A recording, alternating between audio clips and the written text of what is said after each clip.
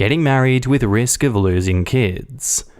I, 35 female, have been with my significant other, 40 male, for 4 years. I'm going to admit beforehand that we had an affair and he left his wife to be with me. Not a day goes by that we don't regret what we've done. His kids, son 20 and daughter 18, have not met me, but they know of me. He personally went to confess to BM and to his kids, who were 16 and 14 at the time.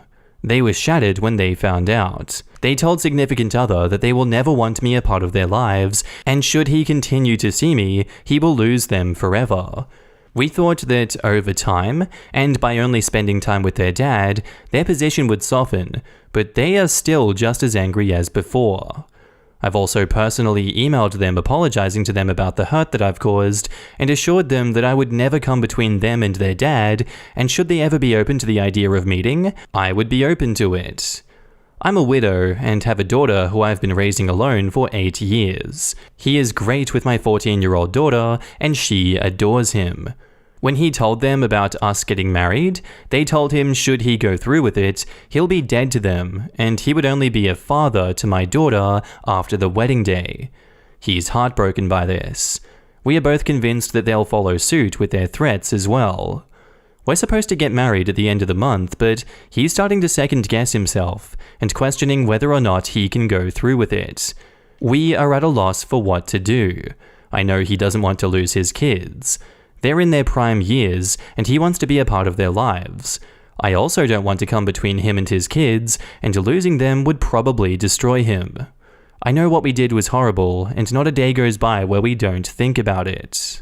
And now in the comments, that's a valid feeling they have, honestly. It sounds like they have felt this way from the beginning, and it's up to him to choose.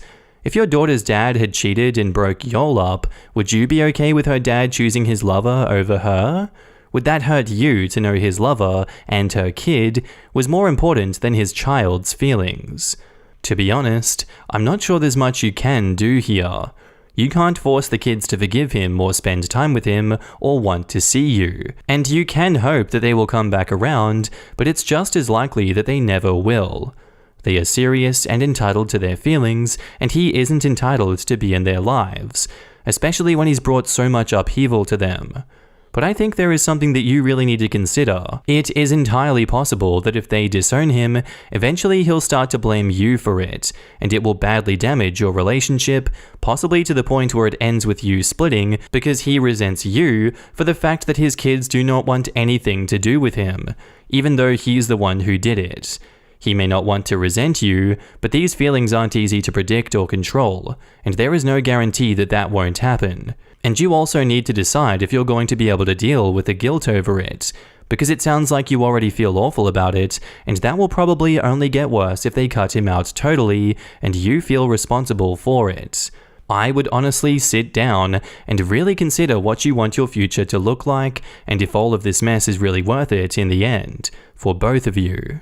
You're the only ones who can really decide that. Why marry someone you genuinely regret ever meeting, or at least regret sleeping with? If you are each other's daily reminders of a horrible thing, maybe you should separate, take time to recover, and move on with other people. Sadly though, I think some other posters are right that if the kids haven't recovered in this time, then their father is dead to them no matter what happens next. They might truly believe this or that action will help them, but it might not. In fact, they might feel angrier over time the more the reality sinks in. I certainly think that it's worth keeping communication lines open as much as possible, such as sending Christmas cards, but other than that, the relationship they had with him is gone. And now onto the update. We're over. Future dear husband asked his kids to go to dinner with him on Tuesday to see where their heads were at. When he came home, he seemed off and distant for a few days. I figured he needed some space. Last night, after my daughter went to bed, we got to talking. He told me that he's apologized to them for what they've been through, and he's willing to do whatever it takes to make amends. His daughter asked him if he's still going to get married to me, but he tried to keep the topic on them. Both of his kids then broke down. His daughter said that he is more willing to be a dad to my daughter than to her. His son then goes that he is pushing them away from him. They want to trust him, they want to fix their relationship with him, but knowing that he comes home to me is what is stopping them from trusting him. His son feels that they are not close anymore, and it's hurting them that they can't come to him. His daughter goes to say these past 4 years have been hell for her. They both feel that he put me and my daughter above them. I can't imagine how that was for him, hearing that your kids can't trust you because of your partner. I felt terrible. I guess he knows their stance and he chose them. I have to agree with one of the comments to my previous post. They are giving him another chance to prove they come first and he should take it. And he took it.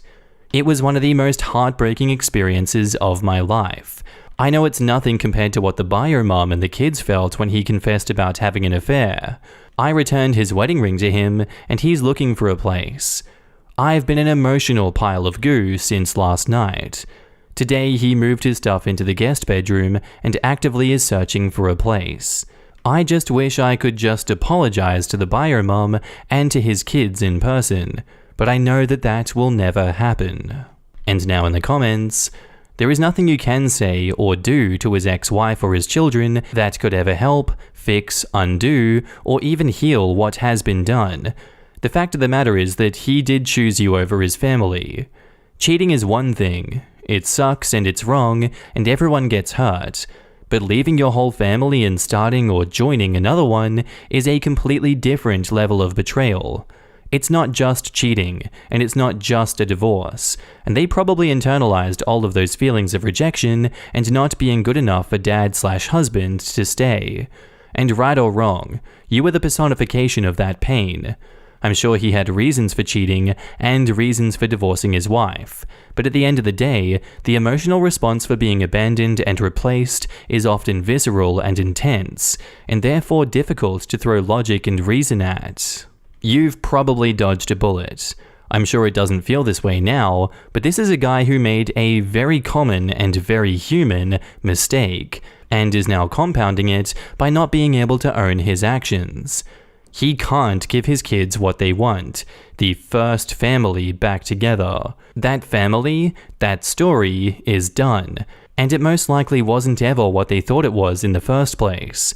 Happily married people don't have affairs that blow up their marriages. It's normal for kids to want the fantasy of their bio parents being together, but he's making a huge error in giving his kids the power to dictate who his romantic partner is.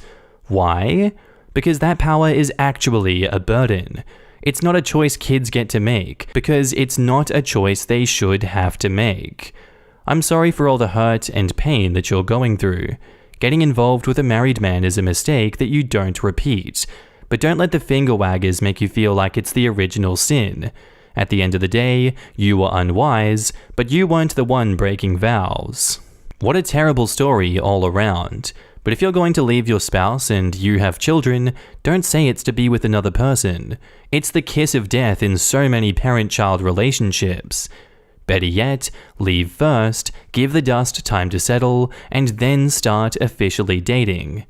And don't ever frickin' celebrate your anniversary of meeting first time. My loser of an uncle exposed his affair to the entire family that way. I love that his ex-wife used it against him to get some more money out of him. I have been, not a primary player, but an adjacent player, think sister, girlfriend, cousin, in one of these dramas.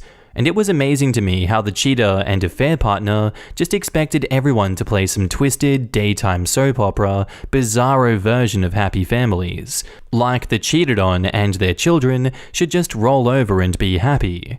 I've since learned that type of attitude is very, very common. I guess the people who can stop and accurately identify exactly how much damage an affair like this causes has the self-control to not engage in the affairs. But yeah, it's an absolute expectation that everybody goes down the yellow brick road singing. My girlfriend asked for an open/poly relationship. I said no, and now she's acting strange. My girlfriend, 28 female, and I, 26 female, have been in a relationship for 3 years and a few months now, but not long ago, she started sliding in hints before full-on telling me she wants to try an open or poly relationship. She asked about this before at the start of our relationship, and I thought that I made it clear that I was and am monogamous and am not interested in that. Now she's asking again and saying how we could both even share a girlfriend, or we could be open and hook up with whoever. I told her no and asked her why she was pushing this again. She says that it could be a way to spice up our sex life, and I said something like, okay, well, I'm not into that. You know that, so no go. She got agitated and said to just try it, which pissed me off, and again I said no. This conversation happened a little over 2 weeks ago, and she seems to be pissed off about it still, not really talking to me and sleeping in the guest room. I've tried to get her to talk to me about it, but she just brushes me off and says that it's not important anymore. I've been venting to my friends about it, and a few of my friends brought up that maybe she's already cheated, or is cheating, and is trying to cover it up, or maybe she has someone in mind that she wants to bang. I doubted it at first, but now I wonder because she still has been a little more distant and just all over, even before the whole open relationship talk. We haven't been having sex as often as we used to, but I chalked that up to it being more of my hectic work schedule. I'm not sure what to do. I'm afraid that if I start digging, I won't like what I find. Edit/mini update, I am going to either snoop in her phone or confront her about it. I love her, but I also don't want to be played. If she's hiding something, I will find out. And now in the comments, it doesn't matter if she's cheating or not, because this relationship is already over. She wants something from this relationship that you don't. And it's a pretty major something that you have clear, expressed boundaries around. Not a let's compromise on what we have for dinner something. There's nothing inherently wrong with what she wants. There is also nothing inherently wrong with you setting boundaries and sticking to them. The fact that she now won't accept the boundaries she's been aware of all along though, that's not okay. So it doesn't matter because you each want something vastly different, and that's not a recipe for a lasting relationship. You're better off cutting your losses now rather than dragging this out for potentially increased pain on all sides. And OP replies, "You're right. It sucks, but it's still just confusing to me. After the first time, she seemed just fine with just me and her, and I never got the feeling since that she wanted this." I was in a similar situation as you once. My now ex-wife randomly wanted to spice up our sex life with open relationship, and I finally caved because I wanted to keep her. Her coworker happened to also be interested in being with her. I think we can connect the dots and see how this led to our divorce. The point is, you never really know people, but you gotta stick with who you are, which sounds like you were doing a great job of. The pain of losing them is going to be hard, but you are saving a lot of other pain down the road. It effing sucks, and I am really sorry for you. This is not something someone just randomly suggests. She's thought about it, maybe even already talked about it with other people. Mentally at least, she may have gone down that path further than you know. When she says that it's not important now, what she means is it's not important for her to talk about with you. She's likely considering whether she wants to stay in this relationship. And frankly, you should do the same. You both deserve to have a partner who is on the same wavelength about something as basic and complex as monogamy. And now onto the update. It is super late, but I'm numb, sobering up, and just can't effing sleep. This sucks, but I need to get this off my chest and out of my head. So a few days ago, I posted about how my girlfriend of 3 years asked me for an open relationship or to try a poly relationship. I actually got to sit her down to talk the next day after posting about it and asked her why she brought it up again. She asked in the past, in the beginning of our relationship, after dating for so long. She repeated that she just wanted to spice up our love life, and I asked her, how would that spice things up though? The only one who's gonna find it sexy is you, because you know that I'm not into that. She said something about how I should be open-minded about it, because so many people wish they had a partner like her that would be okay with them screwing other people. I said yeah, if they were into that, then I would get that. After a little more back and forth and talking in circles, I just said, listen, if you want to screw someone else, then just say that. However, we'll be over. I love you, but if you want this, then you should go be with someone that would give you what you want, because I can't. I thought that she would be a little more remorseful or apologize or anything, but what she told me, I assume she thought that I just broke up with her because she just got pissed and screamed out, "Oh, so we're over? Fine. I've been screwing my guy friend anyways, and I'm pregnant." Yeah, my lesbian girlfriend is effing pregnant by a friend of ours. My hands are shaking just thinking about this again. I tried to hold it together, but I just couldn't, and I tried to kick her out, but she wouldn't leave. So I left to a friend's place and have been here over the weekend. My now ex kept calling me, but I only answered and told her to get her crap together and move out and go live with the douchebag, who I deleted and blocked because I would lose my crap on him at that time, and then I turned off my phone. I turned my phone back on this morning, and my ex left messages. I called her, to get closure, if anything, and asked her how long. She said since December when I went out of town. I asked if they screwed in my bed, and she said yes. I asked if this was the reason for the open relationship BS, and she again said yes. Lastly, I asked if she was planning to keep the baby and still stay with me, and she said yes. I just hung up. I've deleted and blocked her on everything for now because I just need to distance myself right now. I'm gonna see if I can break my lease on the apartment that we shared because now that I know that they've been fooling around in there, I don't want it anymore. For now though, I'm just chilling here at my friend's and will probably be here until I can get out of my lease. I have no more tears left. I can't tell if I'm in shock or emotionally broken.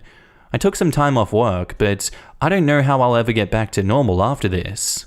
Thanks for the advice from my previous post. I'm gonna try to get some sleep now. And now in the comments, I am so sorry this happened to you. At least you know now. And OP replies, I tell myself it's best that I know now and not 10 years later, but it just hurts. It's like I feel too much, but also nothing at the same time, and I hate it. OP, prepare for her getting unhinged and gaslighting you. She may even try to guilt trip you by using her pregnancy. She used polygamy as an excuse for her cheating. Get her out of your life and all those who support her. You are strong and will get into a better life without the trash dragging you. And OP replies, oh, she's gone. I'm never going back to that. I mean, what was the plan here? Surprise, I'm pregnant. Like, how did she think she was going to explain that one without outing herself as a cheater? I guess the plan was, let's be poly. Whoops, got pregnant, but you agreed to be poly, so you cannot be mad at me. And OP replies, honestly, that's the only thing that makes sense to me. It was a dumb idea, but I guess it would have worked in her head. Our next post is titled, I, 35 female, want to give a little present to a guy, 35 male, that I'm going on a second date with. Is that too much? So I went to get a beer with this guy the night before last that I met online. We ended up chatting for 4 hours, and as the bar was closing, he told me, I don't want this to end. Do you want to take a walk for a bit? So we went for a walk, he held my hand the whole time, and at the end of the date, he walked me to my car and gave me a little kiss. That same night, he texted me to say that he was excited to get to know me more. Well, he's just asked me to go to dinner the day after tomorrow. I know that he's about to have a surgery that will mean that we won't see each other for a few weeks. I want to put together a little care package of stuff to keep him entertained. A book that I think he'd like, a couple of magazines, and some snacks. Is that too much too soon? Would you be a little put off by that if someone did that for you on a second date? And now in the comments, I love the idea, but a basket of lots of things might be a bit over the top. Personally, I would just go with one thing. A favorite book that you want to share with him is personal and without coming on too strong. I think that your specific circumstances surrounding his surgery and the fact that he has shown definite interest would make it okay. Normally, it could be a bit forward. Do what you feel is best. Don't pass on being yourself to play it cool. I knew my husband was the one on our first date. We met on Tinder, so we talked quite a bit before we actually met, since I got really sick for a bit. At the end of the night of our first date, I left my hair tie in his Jeep. I told him, I'm going to leave this year, so you have to come see me again. I had never ever done anything like that in my life. We talk about that moment all the time. Guess what made him fall for me? That very line. So bottom line, be you. Be you no matter what anyone else says. Get him the gift basket. Someone will love you for you, entirely you. If it's him, time will tell. You sound like such a catch. And now, onto the update. I came to this group a year and a half ago, asking if I should give a present to this guy who I'd only been on one date with.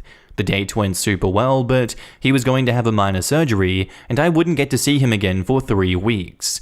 I wanted to give him a little gift basket so he didn't get bored in the hospital. Just to update you all, we got engaged! Last week, we went on a hike up to a field of wildflowers, and he got down on one knee. We met on Bumble. We are both 37. Trust your gut, don't lose hope. Reddit is a great place to get advice. And now in the comments, I met my current partner on Bumble, and what I find so funny is that I have had zero luck on that app prior to us getting together. Like, 0 matches progressed to an actual date. Now my partner and I have been together for a year and a half, and moved cities together. Couldn't be happier. Also, big congrats on the engagement. What most people don't realize is that it only takes one good date. And OP replies, congrats to you too, on the big move together. I actually used Bumble on and off for years, and never got past 4 or 5 dates with someone. I felt so demoralized at different points. My fiancé and I had actually matched 2 or 3 times across different platforms. I'd even started conversations with him before, and got distracted by other people. But finally I was like, alright, I'll just go out with him so we can stop doing this. Lol. It was honestly the best first date of my life. Aww, this is my favorite kind of story. Never pass on being yourself to play it cool is the best advice ever given in dating. A decade ago, I went out to my local GameStop to buy Dark Souls. This very cute guy there told me that it was very difficult, and I had already tried it and knew that it was fiendishly hard, so I jokingly replied, maybe for you, you filthy casual. Where is the GameStop boy now? Well, he and our son are out remodeling our garage to a Japanese-style fighting games arcade. About 2 dates into dating my now husband, it was his birthday. I didn't know what to do, like, do you buy a gift? Do you not? So I put up a box, added bread, bacon, mushrooms, and chocolate buttons, and gave that to him. It was a hit, and he even mentioned it in his wedding speech, and now when we have bacon sandwiches, it takes us right back. Always go for the gift. Our next post is titled, Advice on Having a Difficult Conversation. So my daughter is now 6 years old. I've been in her life since before she was a year old, but I am not the biological father. February 2019, the adoption was finalized. Every year, we have our special anniversary where we get dressed up, she gets a corsage, and we go out to a fancy restaurant and do whatever she wants for the whole day. We discussed what to do for this year, and I could see that she had something troubling on her mind. I'm nervous she's going to ask why we have a special anniversary. Any advice on how to address it if she asks? A bit of information, her biological father never had any kind of relationship with her. She looks like me, acts like me, and has no memory of before the adoption. And now in the comments, just be honest and open. My father died when I was 2, and my dad raised me from then on, eventually adopting me and changing my last name when I was around 9 years old. My dad was always, and always will be, my dad. It will almost certainly be the same for her. She may eventually become curious about her biological father and have questions about that side of the family, etc., but as long as you are always there for her, you will always be her dad. They say blood is thicker than water, but love is thicker than blood. Fun fact, that quote is incredibly misused. It's not blood is thicker than water, the full quote is the blood of the covenant is thicker than the water of the womb, meaning the relationships we choose to have is stronger than whatever family you happen to be born into. Hey, so lurking mum here, forgive the intrusion, I was in a similar situation to your daughter, except it was never celebrated. My parents started dating when I was a few months old. I always knew my dad wasn't my bio dad, but it was never talked about. She doesn't really understand what biological means at this point. What she does know is that you were the dad she's always ever known. Here is the story that I would have loved. I wasn't around when you were born. I met you and your mum when you were X years and months old. I love you and your mum so much. I wanted to be a part of your family. So today we celebrate the date that you became my daughter and I became your daddy. It's kind of like a second special birthday that just you and I get to have. It's awesome that you celebrate this day. Love and positivity around the adopting of a child is amazing. And OP replies, thank you. I've been overthinking what to say, so this is very helpful. We were blessed to have a great support group. It took 18 months of court battles, and when I finally went to the judge to make it official, he asked me one question. What do you call her? I smiled and said Nugget, and he told me the sign of a loving dad is that he gives her a special name. That next Sunday, we were thrown a surprise party at church, and everyone pitched in to cover the legal expenses we incurred over the last year and a half. Be honest and open and supportive, which it sounds like you already are. I'm 43 and remember stuff that I was told when I was 4. People wrongly assume kids are too young to understand some topics, when in reality, adults need to speak more plainly and openly. Life is easier when you're open and honest, especially with kids. Even if she's mad or confused for a night, a week, a few years, you are still the parent who raised her, and will be the one who was honest even when it got difficult. She'll remember that, even at or from 6. That's a tough question. What does she know about your relationship? Does she know that you are not her biological dad? And OP replies, she doesn't know anything about it, but has been piecing things together over the last few months. I've always been daddy to her, and she asked why mum called her an instant grandbaby, or why there's no pictures of me and her when she was born. And now, on to the update. Her mother told her about it last week without consulting me. At first I was upset, but opted to just wait and see how things played out. Fast forward to yesterday, I was sitting on the couch and my daughter came up to me and asked if she could talk to me. The conversation goes as follows. Daddy, Mommy told me you adopted me. Yes, what did she say? She said a man didn't want me and you loved me so much that you adopted me. That's right, baby. I loved you from the minute I saw you and love you more every day. I love you too. I'm happy God made you my daddy. Me too. Do you have any questions about anything? Do we have to tell people I'm adopted? Well, do you want to? No, you're my daddy. It can be our secret. Can we still have our special anniversary? Of course. What color corsage do you want this year? Purple. Now I'm sleepy. And after that, she went to bed. I was bawling like a baby. So many nights thinking about having that conversation, and it couldn't have gone any better. She is an amazing, beautiful little girl, and I am beyond lucky to have her. Thank you to everyone in this sub for all of your encouraging advice regarding the prequel post to this one. You are an amazing group of dads, and lurking moms. And now in the comments, wow, this made me tear up, man. So happy for you and your daughter. I'm not crying, you're crying. No, it's definitely me. As someone who's adopted myself, this really made me so happy for you. All that matters is that you have each other to love. The rest is just paperwork. A purple carnation. You're raising a lady of distinction, I see. And OP replies, due to Valentine's Day taking all the carnations, I ordered her a lavender rose. I love this. Ninjas cutting onions at work. How old? Sounds about 7. It's amazing how simple explanations work with kids. Mummy's parents aren't very nice, so we don't talk to them, but we're lucky to have so many other grandparents, aunts, and uncles who love us dearly. It was much easier than explaining narcissism, emotional abuse, and undiagnosed bipolar disorder. Everything is simple for kids. My kids are adopted and not the same race as us. Kids would sometimes ask them why I was white, and by preschool, my younger one would proudly say, he's white because I'm adopted, but he's still my daddy. Kids always accepted that as an answer, even if they had no clue what adoption was. They were just happy to have an answer. With our kids, we talked about their adoption since birth and never made a big deal out of it. My kids are teens now, and neither see their adoption as a big deal. It's just a part of their life, and they consider it to be no different than their hair color. It really can be this simple. That's why you tell them when they're still young. They don't overcomplicate things. All that matters to them is that they are loved.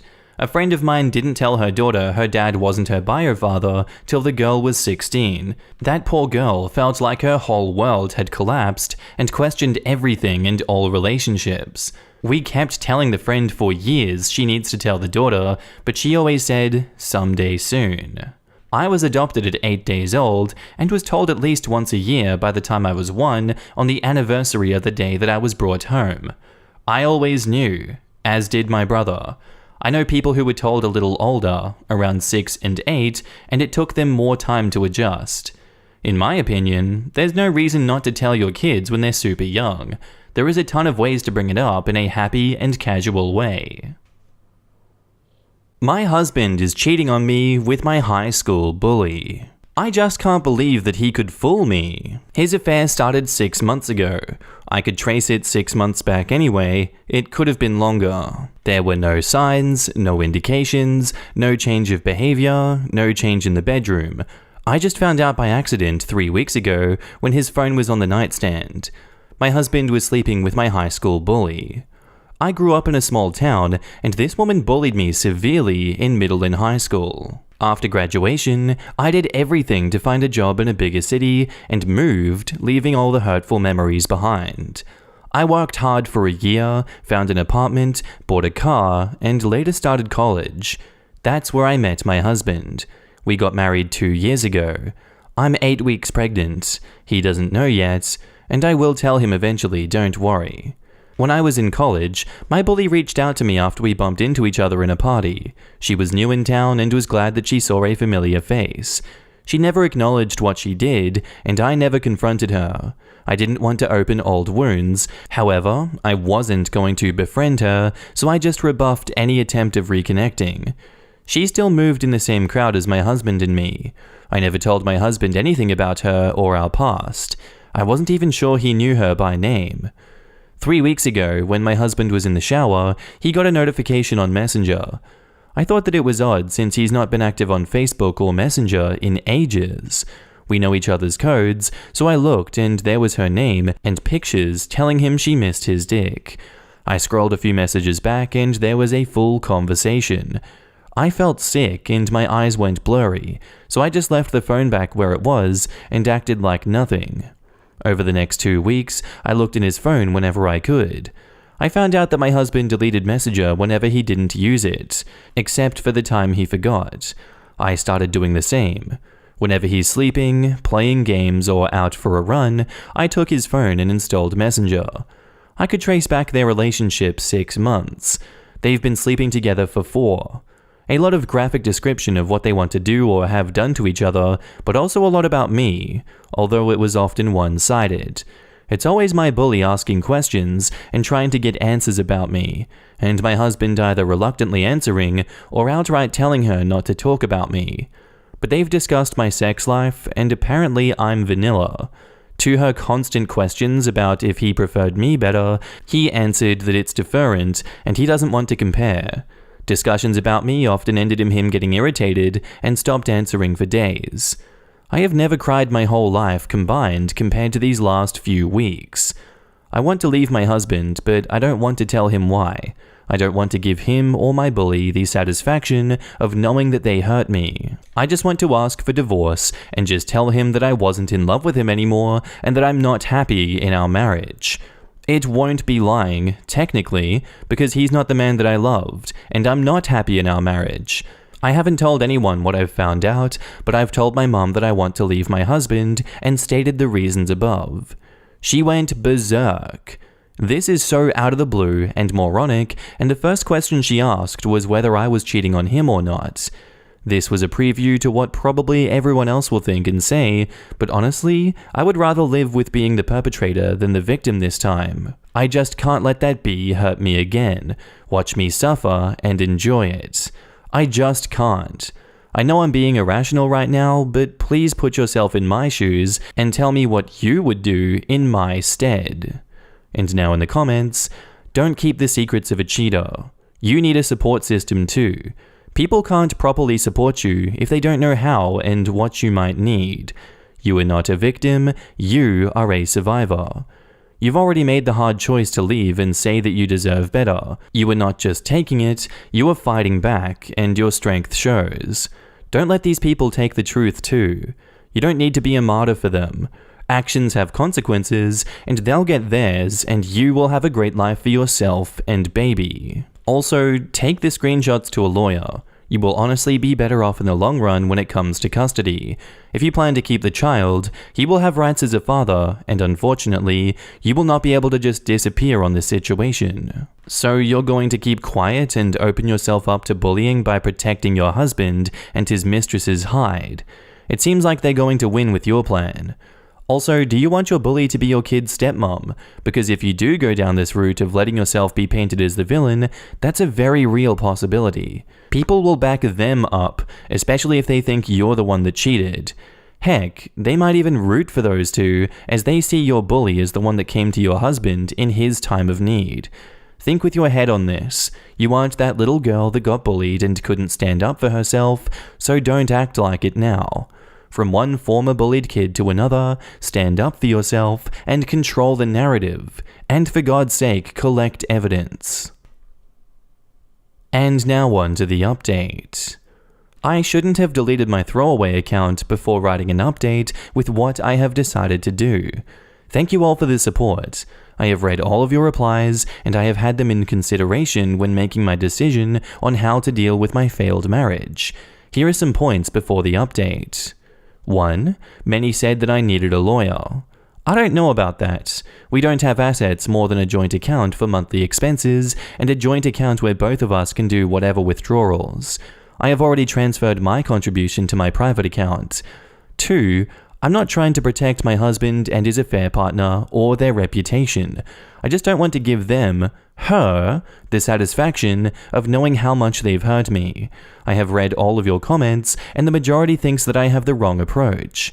I have decided to follow my gut. 3. About terminating my pregnancy. I'm pro-choice, of course, and I've chosen my baby even before I knew I was pregnant. I can't get rid of it only because I don't want to be with its father anymore. Me and my brothers are children to divorced parents, and we turned out decent enough. About my bully being the stepmom, the chance is slim and not good enough to convince me to get rid of my baby. I already love it more than anything in the world. I have broken the news to my husband that I'm leaving him. I had already talked to my friends about it and being unhappy in my marriage. Seemed good enough reason for them to support me. One of them offered me her place until I find my own. I got really emotional and hugged her and cried because that meant that I could leave my husband's apartment now.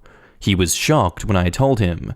I don't think he took me seriously at first, but he asked me if he did something wrong. I told him that I'm simply not happy with him, and I think I'm still too young to waste my life in an unhappy marriage. He said he had noticed me being distant this past month, but never would he have guessed that I was unhappy with him. He begged me to tell him what's wrong because this can't be it. He believed me, however, when my friend came to take me with her. This was Thursday. He has been calling multiple times a day, but I haven't answered. He showed up this morning to my friend's house and begged me to have breakfast with him. I agreed. He looked like he hasn't slept or shaven since I asked for divorce. I told him that I was pregnant and that I'm keeping it, but that he didn't have to be a part of its life if he didn't want to. His phone was on the table and he got a notification from Messenger. So he had forgotten to delete the app before meeting me. When I saw her name, I told him, "Oh, is that her name? You know she used to bully me in school back when we both lived in town." He froze. "Oh, haven't I told you about her?" I told him everything that she did and how it affected me, how she never apologized about anything. He was silent the whole time and just looked at me. I ended with asking him to be careful with her. I don't think she's changed much, to tell you the truth. He grabbed my arm and just watched my face like he wanted to see if I knew something. My plan is to buy a small apartment because that's all I can afford right now. A 1-bedroom is enough until I have my baby, and it's old enough to need its own room. I can upgrade later when I've saved more. I'm not leaving this city. I have spent my best years here and have the greatest memories. I have my friends around me, and hopefully they'll still be supporting me when the divorce is a fact. I have already filed for divorce, but he's probably going to ask for a thinking period. I'm not in a hurry though. Everything will get better. For now, I want to cry, try to get over him, and heal, and be there for my baby. And now in the comments, I'm proud of you, OP. You are super strong. I know you don't think that you need a lawyer, but you could be shooting yourself in the foot. Reputation-wise, I understand you don't care, but you have a baby to think about, and you need to set yourself up with proper alimony, child support, and custody.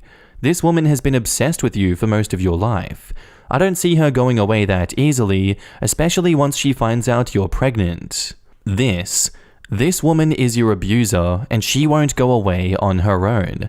A weak response is only going to encourage her. For the sake of your baby, you need to send a "this stops now" signal. You have handled this with so much dignity in my opinion. Oops, he must have forgot to cover his tracks when he was trying to get you back. The timing with that messenger notification was the perfect opportunity for you to tell him about how awful your bully was and make him sweat about what you really know. And now for the second update. Hi, again, everyone. I have been here some weeks back lamenting the end of marriage. I got so much support, it's crazy, I can't even describe it. I have deleted my account, but I miraculously found it when I googled the topic. Reddit never forgets. I feel so much better now. I have, since the last update, moved from my friend's apartment. I found a 2-bedroom with decent rent. It is perfect for me. The pregnancy is going well. It's a girl. My ex, divorce isn't finalized yet, has asked me to be a part of the pregnancy and be present in the delivery room. I have refused both, of course, because it sounds crazy and very intimate. I promised him updates when something comes up, but as long as she's still in my belly, I don't think he has any right, because he has no right to any part of my body anymore. We are discussing custody and divorce, and I have a great lawyer that my mother is paying for. I haven't discussed his infidelity with him, or any reasons for divorcing him, even if he has tried so hard to talk and discuss the matter. All he gets from me is that my decision is final and that I'm not in love with him anymore. I have told my mother and my closest friends about what really happened. They were relieved that I wasn't just going mad, and probably that's why my mother is helping me with the legal fees. Well, what about my high school bully then? My ex ended his relationship with her after I filed for divorce. Probably after my talk to him when I told him who she was and what she's done to me, because about a month ago she texted me that she needed to tell me something. She has been sleeping with my husband, and she was sorry about it. I feel like I need to tell you this. I answered her that he wasn't my husband anymore since I'm divorcing him, so that it's fine, she could have him. She replied that no, I think our affair started before you two broke up. I'm sorry. I answered her that it didn't matter when it started since we're divorcing, but that I was curious to why she would admit doing something this pathetic now. She didn't answer. My ex never talked to me about that. I have no idea if he knows that she has contacted me. Sometimes it feels like he knows that I know. The way he looks at me like he's about to cry. I hope he's remorseful. But I don't know. I have been good at avoiding him until my girl is born, and I need to learn to co-parent with him. It feels good sometimes that he's not doing all that well. He seems genuinely sad, and again, I hope it's remorse. It feels safer to think that my baby's father has conscience. It makes it easier trusting her living with him when she eventually is ready for shared custody. I have started seeing a guy. It's very early to say, but he's been very affectionate and understanding of my situation, and the fact that I want to take this very slowly. Let's hope my high school bully doesn't find him, although this time I will be more open and tell my future partner about what happened. And now in the comments, I'm so happy that things are going well for you and your baby.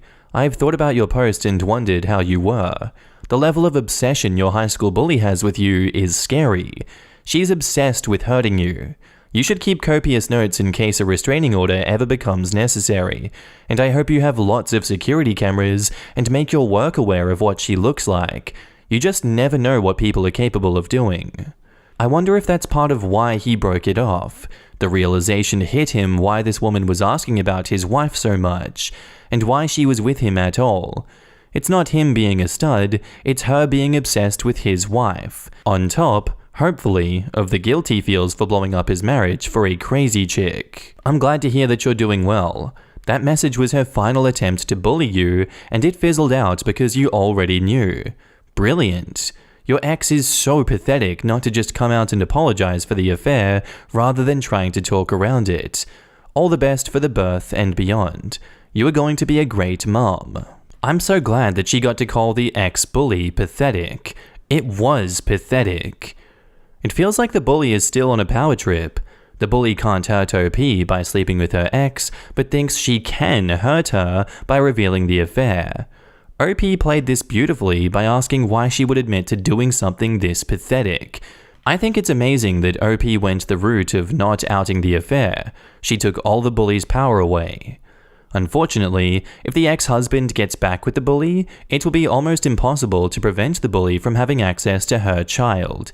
She could end up its stepmother, and given how vindictive she clearly still is, that is a hideous can of worms. Courts don't do a lot to prevent people's new partners from having access to their children unless there are convictions for serious abuse, drug use, etc. They are unlikely to care very much about high school bullying. OP should have moved far, far away before the baby is born.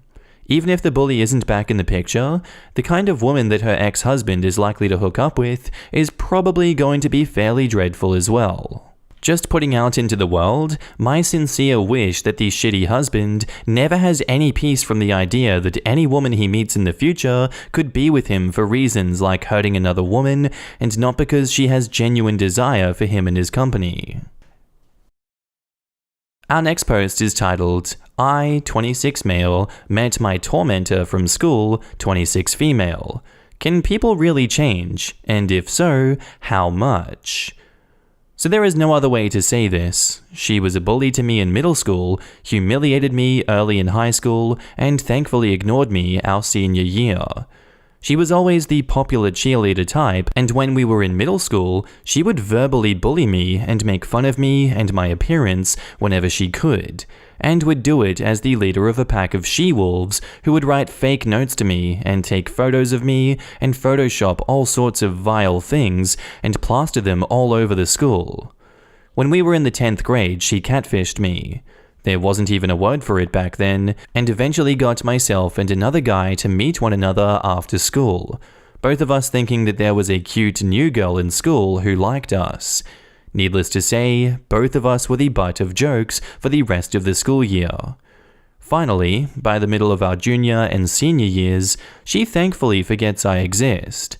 Flash forward to the present, I'm parking my car and getting ready to go into Wendy's for lunch when I hear my name being spoken by a person directly behind me. I turn just in time to see my tormentor coming in for a hug. My first reaction was to run because of our previous dealings with one another, but she's quicker than I am. She stands there chatting in line with me like we were the best of friends and reminiscing about grand old times that never existed for me. She and I lived two very different high school experiences, I assure you. She, the popular girl, and I, the social outcast, not even cool enough to be accepted by the nerds and hipsters. So I get my food. I was planning on eating there, but since it was apparent that her and the woman she was with were eating there, I got mine to go. I wished her well and tried to bolt out the door, all the while losing whatever appetite I had. But before I left, she asked me for my number, and like an idiot, I gave it to her. The next day, I get a call from my sister. By the way, while I love my sister, she also lived a very different life than I did in high school. In fact, I think my tormentor idolized her. She was a grade ahead of us. My sister said she got a call from Lady Voldemort wanting to know all about me. She said she was asking all forms of questions about my life, what I was doing, and if I was seeing anyone. I told her that I ran into her at Wendy's, and that I'm sure that this is some form of elaborate scheme of hers. My sister said that I was a dumbass, and that we are grown adults, and that I need to see what was right in front of me. I, of course, responded by saying that what was in front of me was Lucifer on Earth. Sure enough, my phone blows up that night with texts from a strange number. It didn't take long to deduce that it was her. She started with small talk about how great it was to see me again and how wonderful I looked, and then she goes into asking why I never asked her out in high school.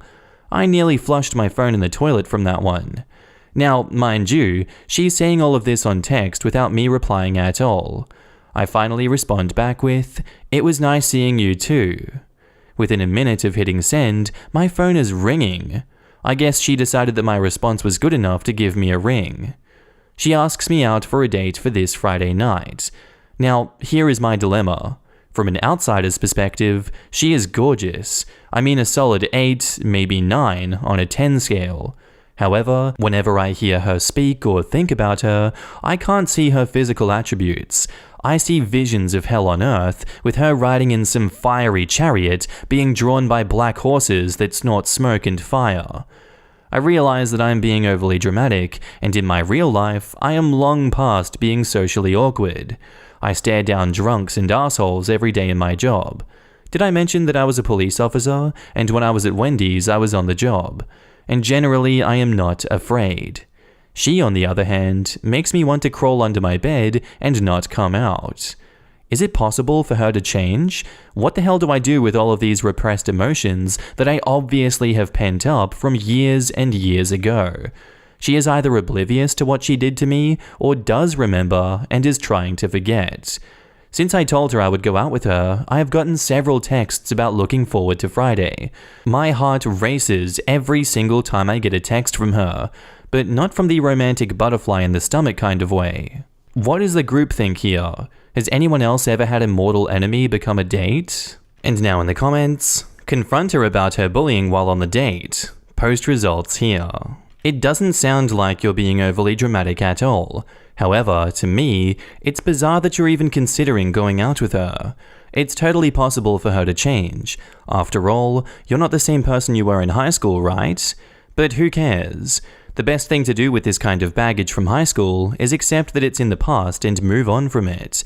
You're not going to move on from it when your bully is trying to date you. In your shoes, I would tell her that I can't make it and cut off contact. Don't even open that can of worms. It sounds like interacting with her at all is effing with your head in a big way. Why are you exposing your adult self to crap your teenage self already had to go through? There is no point. And OP replies, you would think that, right? But every single person I know who I've spoken to about this tells me that I am an idiot. My sister, my best friend, hell, even my partner from work who doesn't know her but saw her, asks me if I've lost my damned mind. They all tell me that I'm being a drama king and that we were both children when this occurred, and that I need to let it go. My sister even sent me the damned Disney video link to the song. She was nice enough in person the other day, and she genuinely seems excited about Friday, and I know there are hundreds of guys who would fall all over themselves to go out with her, but damn, it's just hard to let go of something that I guess I've been nurturing for over a decade. You know what they're all seeing? Hotness. Just physical hotness. They're thinking that nobody should turn down a chick that hot. They're insinuating that you have to jump at the chance to be with a girl that hot. None of them are taking into account the damage that she has done to you. Sure, they all want what's best for you, but they don't necessarily know what the best is. All they can see is that you have the chance to be with a beautiful woman. Well, beautiful on the outside anyway. She might also be beautiful on the inside now. People can change, and if she shows she is genuinely remorseful if and when OP tells her about how he experienced high school, it could be very helpful in the OP's dealing with his past. An apology from your bully can go a long way. And now onto the update. I know it's early for an update, but I wasn't sure anyone would read if I put this in as an edit. After reading all of the responses to the original and several PMs I got, I have made a decision. It would not be fair to either of us for me to go into Friday night with her and ambush her with my problems from my past. So I gave her a call this afternoon and invited her to a late lunch tomorrow when she gets off of work, which she was thrilled to do. I plan on talking with her then about things, and we will see what happens from there about Friday night. I am either setting myself up to be the world's largest douchebag, or I'm going to get burned again. Her acting all giddy every time I talk with her does make me feel like crap for holding on to the past. I just plan on easing into the conversation, and I'm going to be very specific about the catfishing thing. I know for a fact that she was behind that one, and that is the one that hurt the worst. I'll let you guys know what she says. And now in the comments, first, I wish you luck with your lunch tomorrow to discuss the past. It's a good idea. I was like you in high school, the fat, ugly chick with a few friends. My female tormentor was a part of a group of popular chicks who daily did what she could to embarrass and humiliate me. As we got older and all went our separate ways, I discovered my brother was dating one of the girls from her group, and they eventually married. Their wedding was awkward to say the least, to see my tormentor there, and it took me a while to accept my brother's new wife, as even though she never did anything but laugh at the jokes and ridicule, I still didn't like her because of her friend.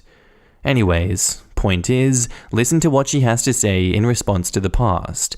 She'll probably apologize, say she was kidding and it was all a joke and in good fun. I guarantee she had no idea the pain and suffering she caused you. Personally though, I wouldn't date her. I've seen some of the guys who used to torment me too look twice at me now because they recognize me or I look familiar, but I'm no longer that fat, ugly chick that I was. I forgave my sister-in-law and we're okay friends now. But I would never date one of the guys who tormented me. They were assholes, and don't deserve me now when they couldn't even be somewhat nice to me then. And same with her, after all she did to you, the catfishing definitely being the worst. She doesn't deserve you now, if she couldn't even be civil back then. And now on to the second update. Sorry I forgot to update about our lunch. I arrived early enough so that I made sure to be there before her so I could pick out a secluded spot so we could talk and not be interrupted. She got there about 15 minutes after I did, right on time by the way, and she spotted me and came over to sit. She was just beaming and had a huge smile on her face from the moment that she came in the door, and it honestly made me feel like a creep who was laying in wait to ambush her. But when she started to talk, her voice just sent cold chills down my spine, because even though she was saying nice things, it was still that voice that I remember from years ago, and that helped steel my resolve. She was saying how thrilled she was to meet with me today, and then how much she was looking forward to Friday night. At this point, the waitress came over to get our orders, so that caused a natural pause. I decided to wait till the food came so that we would not have any further interruptions, so we just made small talk. Food comes and I take the shot. Simply put, I asked her why she was now interested in me when all during our school years I was less than dog crap to her. Yes, I said dog crap because, well, just because. She actually teared up a little, but to her credit, she didn't cry or anything at this point. She goes on to say that she knew when she did the catfishing thing that she had gone too far.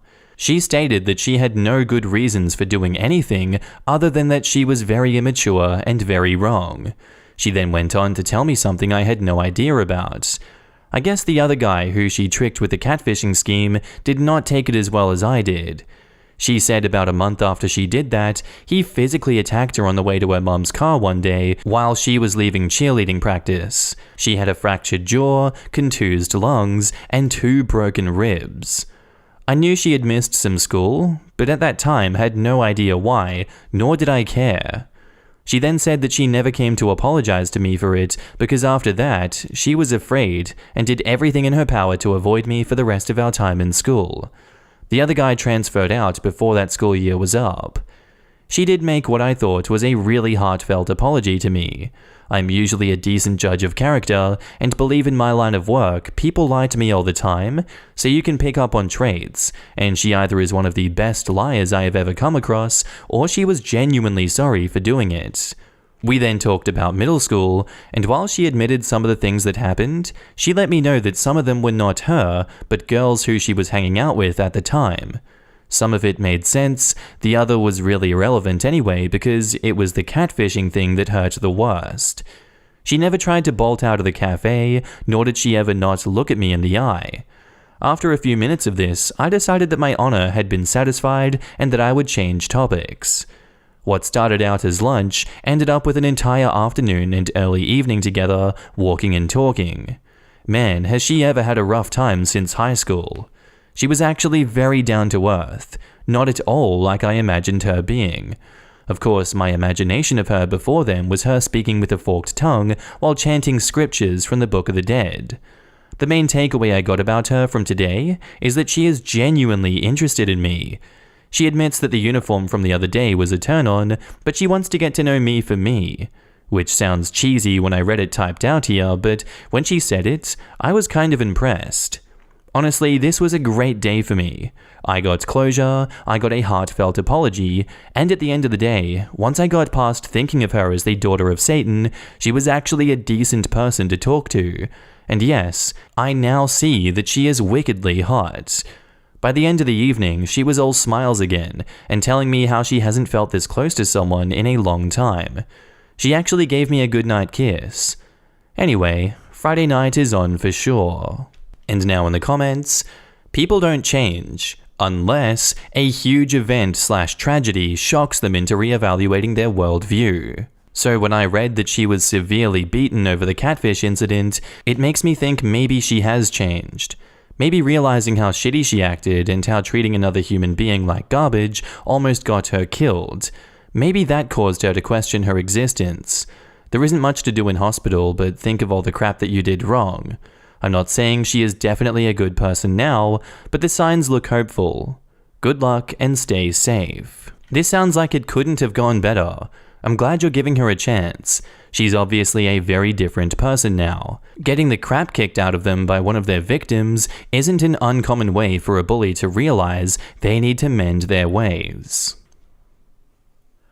And now onto the third and final update. Hey gang, I thought I would give you what should amount to being the final update on this. I went out with her last night and things could not have gone better. Honestly, I had fun with her. Not the way you're thinking, by the way, you sick idiots. And we stayed out way later than either of us planned. Thank God I didn't have to go to work today. This wasn't a normal date for me. Generally speaking, I tend to end up in bars and listening to crappy music all night for some woman who I really don't connect with.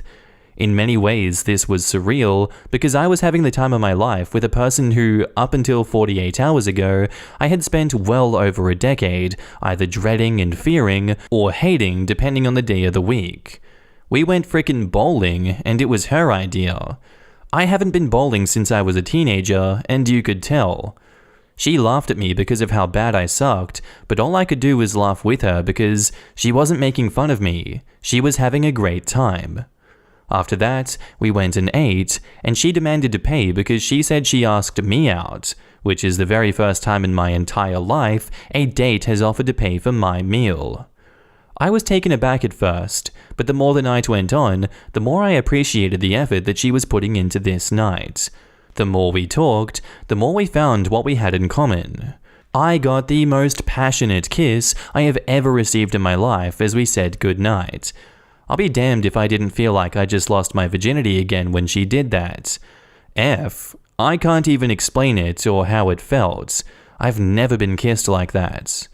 We are going out again tonight. My idea, by the way. At this point in time, I think I can close this out because I am positive of my own question now. I don't know if everybody can, but she certainly has changed, and I'm looking forward to getting to know her more. Thank you everyone for your support and answers. Keep strong. Last edit, I'm not going to make another post just to say this part, but Saturday's date went better than Friday's date. In fact, I'm just now home from her house, and the only reason I'm home now is because I have to pull an extra shift tonight that I can't get out of. We plan on having dinner together Tuesday. Am I the asshole for banning my sister from ever seeing my daughter again? So I, 36 male, got married 12 years ago, and my wife and I had a daughter, Rebecca, 10 female. My sister Lindsay never really liked my wife, and I had to put some strong boundaries in place. It was not a good time, and Lindsay really hated my wife more since she said that I was choosing my wife over family. Well, 2 months ago, my wife's father got really sick, and after a long talk, we decided that she will go take care of him until he passes away. That's the last of her family. We thought that he would move in with us, but he wanted to go at his home. So my wife packed her stuff up and flew across the country to him and is his full-time caretaker. He probably has a month or 2 more. When Lindsay heard about this, she made a comment at dinner when Rebecca was at the table that my wife has abandoned her. This was the last straw, and I went no contact with her. Rebecca really loves her aunt though, and it's been hard. Rebecca wants to hang out with her aunt, and I have refused to let her. I work from home, and yesterday at around lunchtime, I couldn't find her. There is a note in her room saying that she went to have lunch with Lindsay. I was furious, and I tracked Rebecca's phone. This is the first time that has ever happened, and they were at a restaurant. I get there as fast as possible, and I grabbed my kid. I told Lindsay that she will never see my daughter again. This started an argument, and I literally walked out halfway through. Rebecca the whole time was crying, and I asked for her phone. She gave it to me, and I deleted her aunt's contact information and told her you will never be talking to her again as long as you're a minor. She was crying even more. I told my wife, and she thinks that I did the right thing and has been on the phone with Rebecca a lot since it happened. I have been fending off calls from all of my family calling me a jerk. I need an honest opinion, since Rebecca and my family surely think that I am awful. And now in the comments, not the arsehole. Your sister took a 10-year-old out of her home without informing her parent. She planned it in advance and likely asked your daughter to keep it a secret from you.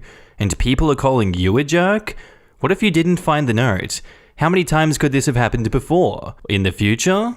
Definitely not the asshole, and shame on anyone who tells you otherwise. Let's also bring up the fact that Lindsay could be trying to sabotage the daughter's relationship with her own mother. I think he needs to bring that up to the family, calling him a jerk. She flat out stated right to the kid's face her mom abandoned her. Those naysayers need to know that Lindsay hates your wife so much that you wouldn't put it past her to destroy the family. The hiding of going to a restaurant, leaving a note, just screams she's probably already dripping poison into her ear. OP needs to sit down with his daughter and talk to her about this. The auntie for some reason hates her mom, and that you were terrified that auntie will tell her lies to make her hate her own mother too, just to hurt your family. That if auntie was such a great person, why did she have to hide taking you out to lunch, etc, etc, etc? I think the daughter needs that talk now, before her grieving mother comes back from caring for her father and finds a spiteful daughter that lashes out because of auntie. All this, but you also really need to spend a lot of time, and therapy, helping your daughter understand what her aunt did that's so wrong. Right now it sounds like she thinks she's being punished for something that isn't her fault. Please focus on this rather than your family's histrionics. Not the asshole. Your sister doesn't respect your wife, you, or your parenting decisions. She already speaks poorly about your wife in front of your daughter and took your child without your permission or knowledge. That last part is called kidnapping. Your sister kidnapped your child, OP. Yep. It doesn't matter if there's a blood relation. She did not have permission to take that child. It does not matter that she had the intention of returning said child. We need to call this what it is. Kidnapping. And now on to the update. So it's been like 2.5 weeks since all of this happened. Thank you to everyone that responded. So after this whole mess, me and my daughter traveled to where my wife is and her dad.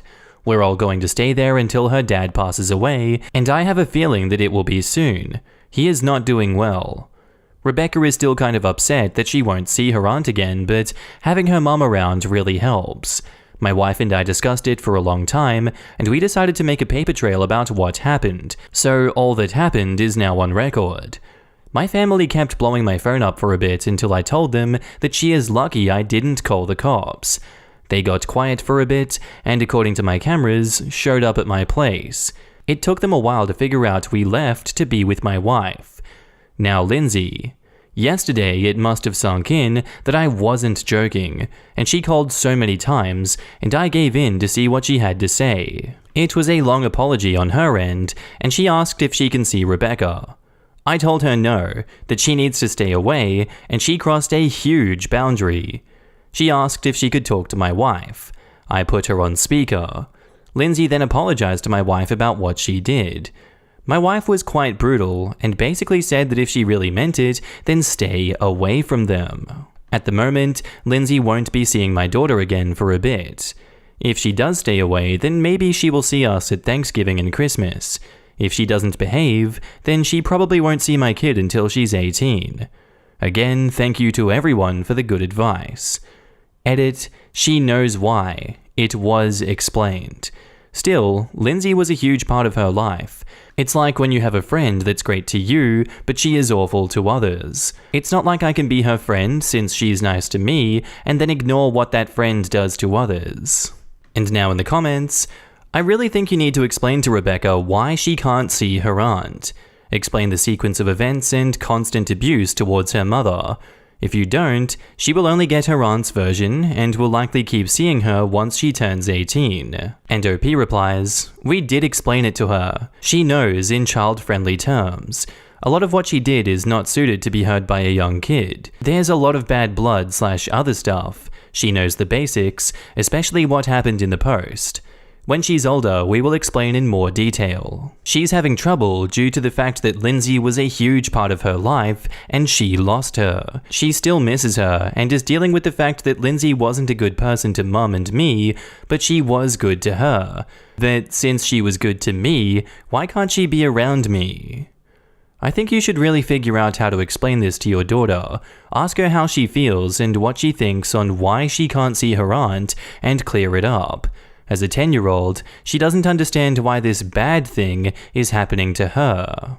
Tell her that Aunt Lindsay was a mean, bad bully to Mum and Dad, and that you want to be sure that she doesn't become a bully to her too.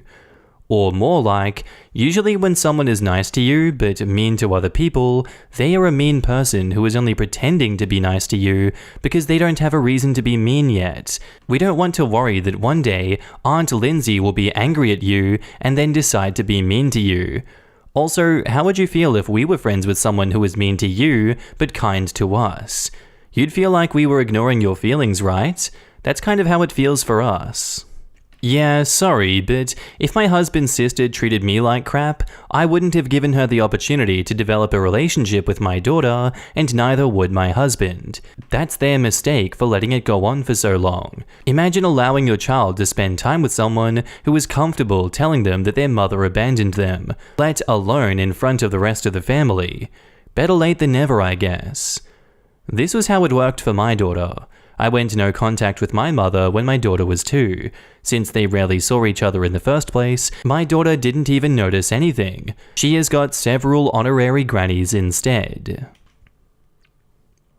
Our next post is titled, "Am I the Arsehole for getting my boyfriend and his friends VIP access to a concert?" Okay, so my boyfriend's best friend is having a stag do this weekend. They have a weekend planned full of activities, including going to a concert of a pretty well-known rock band.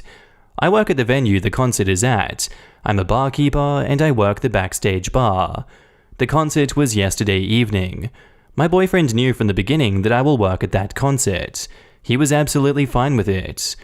Well, a few hours before the concert, I was chatting with my boss while setting up the bar, and he asked me what my boyfriend is doing tonight. I told him that he'll actually be here as well with his friends on a stag do. My boss asked me if I wanted to get them backstage and VIP passes, since the VIP lounge isn't sold out, and that's not a good look.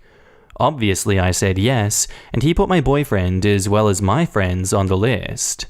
My friend was working the entrance shift that day, and she knows my boyfriend as well. So I figured that I was going to surprise them and not tell them anything beforehand. I just told her to look out for him and then tell him that they have been upgraded.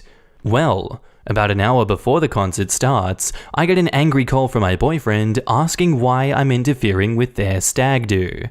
I asked him what he meant, and he told me that if they wanted to be boring VIPs, they would have bought VIP tickets. I apologized and said that I thought that they would be happy since they were going to get to see and meet one of their favorite bands up close. He then hung up on me and hasn't answered any messages since. To be honest, I don't really get it. Being VIP does not mean that you have to sit there the whole time. You just get a spot closer to the stage and get to go backstage after the concert to meet the band and have free drinks.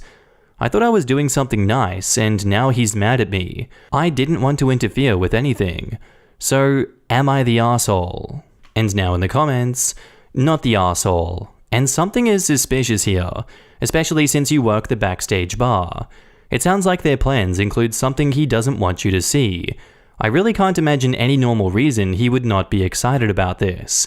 Also, is this real? You posted a month ago about a first date, so either you're single or you've had this boyfriend less than a month. And OP replies, "It's not my boyfriend's stag do, it's his best friend's. We're together for about a month now, yes, so no getting married here." Get out while it's still early then. This is a big red flag. Not the arsehole. I don't know if it's a big red flag, but some communication either way could be nice. As someone who is into sports and concerts, I always avoid VIP tickets as I prefer to be in the more rowdy areas of the crowd. If the boyfriend doesn't like surprises and has the same mindset, I can see where it would upset him. No need for an angry phone call, but still don't think it necessarily equates to him hiding something or a big red flag. Sometimes people just get stuck in their plans. I'd understand if he just doesn't like surprises, but it's a red flag that he doesn't know how to regulate his response to being surprised. He's an adult who should have learned to take a deep breath and communicate when he's caught off guard. Or at the very least, not blow up on someone like that. Not the arsehole. You were given a work perk to pass on to your boyfriend and his friends. You could have used it or not. It's how he responded which is the problem. He sounds immature and frankly an insensitive arsehole. I saw that you've only been together for a month. Unless he has a damn good reason for acting this way, you need to decide what you are willing to put up with. You definitely need to have a conversation at some point because his behavior sounds inexcusable. And OP replies, "I'm hoping to be able to talk to him on Monday. The stag do ends tomorrow." The only thing I could imagine right now is that he's angry because we've only been together for a month and it's too much for him? Like too big of a gesture or gift. Well, it's not really a gift since I didn't really do anything for it. Like it was just a lucky circumstance that the VIP area wasn't fully booked that night, as it usually is. So maybe too much too early. If this was their favorite band, it doesn't make sense. The only thing which comes to mind is maybe they wanted to keep to themselves, but even then, there was a better way to handle it. Perhaps he didn't know what VIP entails, but it still doesn't excuse how he responded. The issue is how he communicated it to you. And no, it's not too early in a relationship. You didn't pay for it, you found out last minute, and then you passed it on to him. And now, on to the update. Thank you all so much for the incredible amount of answers and suggestions. I have since talked to my boyfriend. He called me, apologized, and explained. So basically what happened? Thursday night the guys went to a strip club. My boyfriend told me beforehand, so no issues here. The groom told the bride as well, but apparently two of the guys failed to tell their girlfriends. Said girlfriends are good friends with the bride, and she told them what's going on. The two girlfriends blew up the guys' phones, and when they didn't answer, they went to the strip club and basically called them out on not telling them about it and made a huge scene, which caused them to get kicked out. This has since been confirmed by one of the girlfriends. I texted and asked. The guys that did tell their girlfriends were now mad at the guys that didn't. Fast forward to yesterday evening before the concert. My friend did her job and told the guys that they have been upgraded to VIP. Her wording, however, wasn't the best. She told them, according to her, that I've gotten them upgraded and that I'm going to take care of them backstage, which led the guys to believe that I'm going to be their server for the night. So obviously I'm going to be around them for most of the concert. The guys, as well as my boyfriend, thought that was me wanting to be controlling and kind of spy on them, and that maybe the two girlfriends that caused a scene at the strip club have something to do with it as well. Pretty much they were fed up with their girlfriends interfering with their stag do. My friend, however, just meant that I'm going to take care of them in terms of explaining to them what's going on, what VIP entails, etc. So that's what happened. We talked for a bit. He apologized and acknowledged that even if that was the case, it wasn't okay to lash out, and that he was still annoyed and shouldn't have taken it out on me. And now that everyone knows what really went down, they're pretty annoyed with themselves for letting such a great chance go.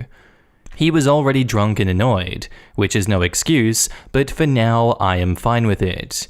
It's all a pretty big misunderstanding. No hookers or escorts, no drugs, just bad communication and stupid coincidences. We agreed to talk more in depth on Monday. Thank you all for being so invested in this. And now in the comments, just another case of drunk people being obnoxious because they are drunk, and some idiots thinking that going to a strip club behind their girlfriends' backs was a good idea. Yeah, I'm torn between excusing it as drunken miscommunication or seeing it as a major red flag. I'm instinctively leaning towards red flag from experience though. This amount of anger so early in a relationship is alarming. It sounds so dramatic. That's not a friendship group that you want to be a part of. Why so much drama for what should be a fun night? And your boyfriend not calling and asking what's going on is a major red flag. It's been a month and he's already yelling? F that.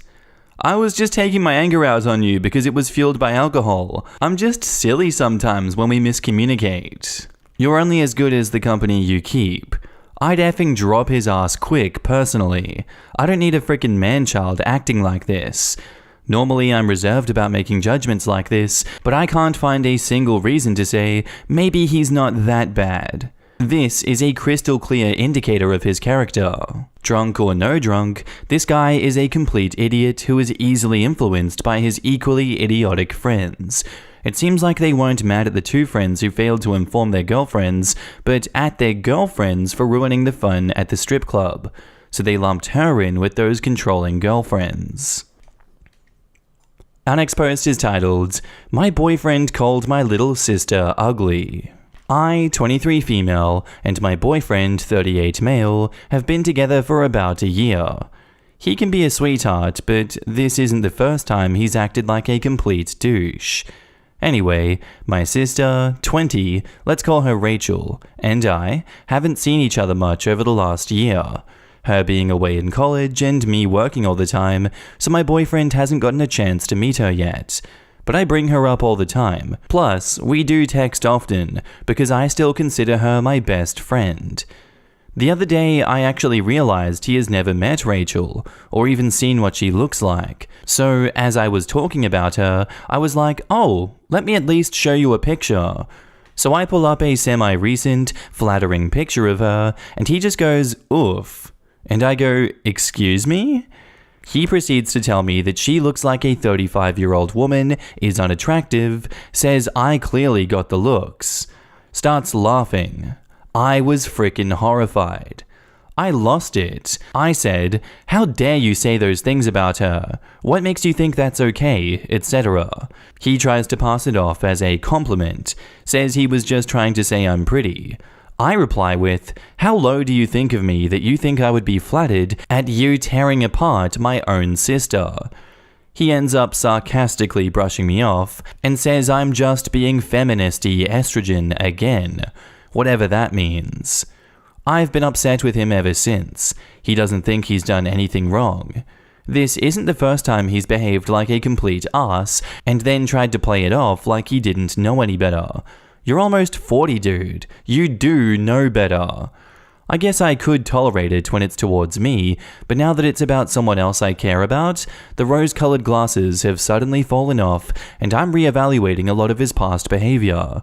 I'm realizing he might not be as great of a guy as I've tried to convince myself he is.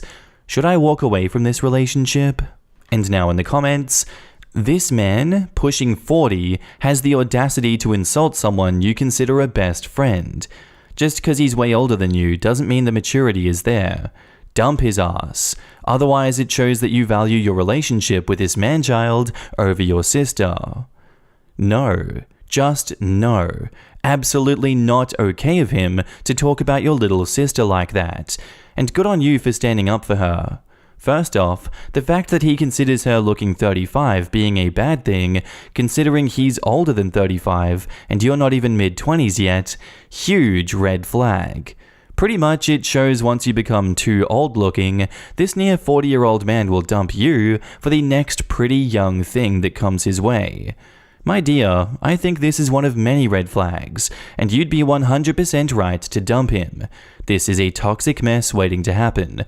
Not to mention, he doesn't need to insult someone else to compliment you, so his justification was just stupid. Good on you for being a good big sis. I'd dump his ass too. Also, 35-year-old woman reporting in who wasted her late teens and 20s on unsuitable men. I'm in my freaking prime. I actually like how I look, and more than anything, respect myself more than ever. This is why men go for young girls. Younger sisters, listen to us when we share our stories because you deserve so much better. And now, on to the update. After reading all these replies, I reread my post and was hit with a huge sense of disillusionment. I guess it's hard to see how insane this whole situation is when you're in the middle of it. Wow, what an idiot I've been. I guess in the beginning I fell for how mature he was able to make himself appear to be. I guess you get good at that after 20 plus years of practice. By the time I started to see the red flags, I was already attached. Welp, not anymore. Anyway, forgive the ramble. I broke up with him. Thank goodness. Shopping for therapists now. Clearly I got some issues that I gotta resolve, so I don't fall for that again. Thank you to everyone for giving me the reality check that I needed. And now in the comments, quote, I guess I could tolerate it when it was me, but now that it's someone I care about? I hope OP has learned from this to care about herself. That sentence is really sad. I don't know if she realized what she actually said there. Good that she's already looking for a therapist. I saw this comment once, and it said that people with low self-esteem tend to put up with abuse from others, but still draw the line when it's directed towards a loved one. The underlying logic is that they don't think it's a big deal if they're the target of abuse, because for some reason they don't think that they matter as much. But their love for others is what really opens their eyes. I don't know how true it is, but it hit me hard. A person with low self-esteem who also drew the line when a loved one was being harmed. The Golden Girls did a really good episode on this one. Blanche got a new boyfriend who was a total misogynistic jerk, but she refused to listen to her friends about him because she could make up an excuse to justify everything. And then the guy laid a hand on Dorothy, and suddenly Blanche realized that she needed to dump his butt. It was a deep and sobering look at how people can let themselves be tricked into accepting abuse from manipulative creeps.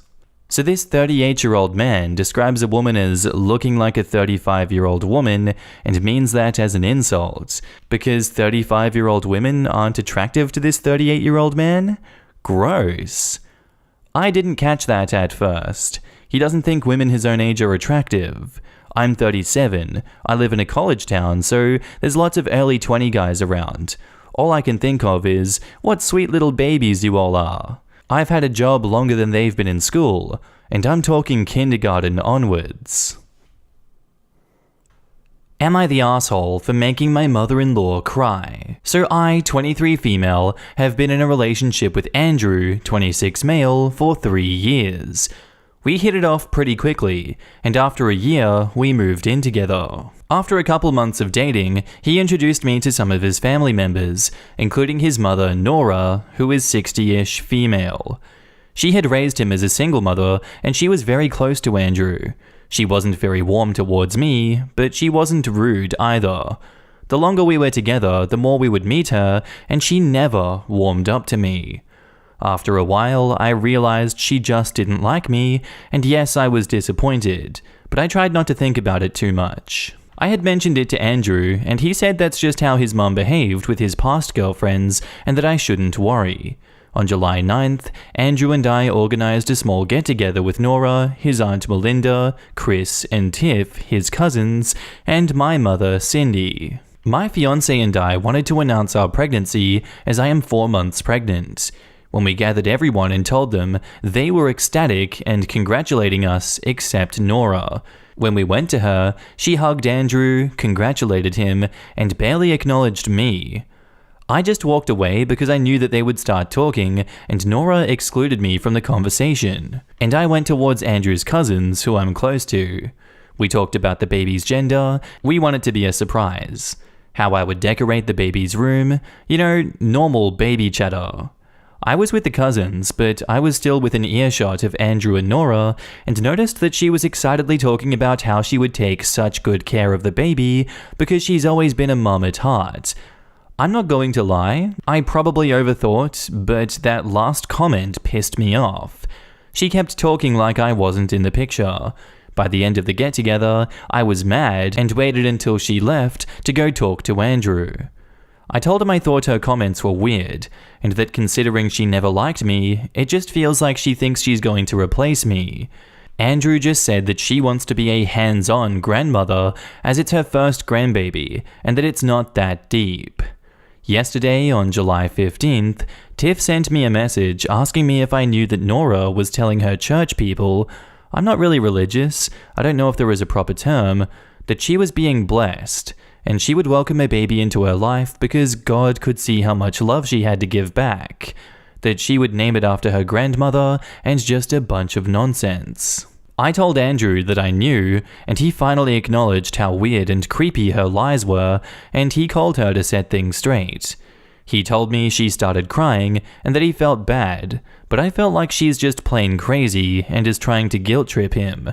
I sent her a message that as long as she can't accept that I am the child's mother and to respect me, she won't be in the child's life. Melinda said that I went way too far and that I had no business attacking her faith, which I don't believe I ever did. So am I the asshole?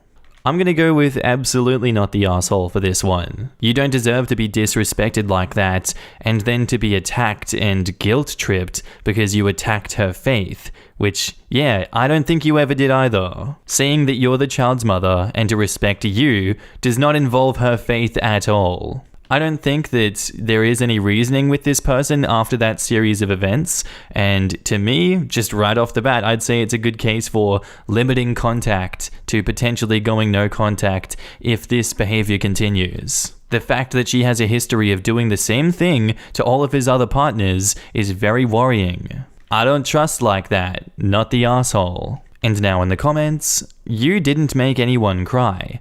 Your boyfriend told it like it is, and she got upset. That's her problem. Good news, he's on your side and up to dealing with his mother. That's as it should be. Melinda and anyone else can step off.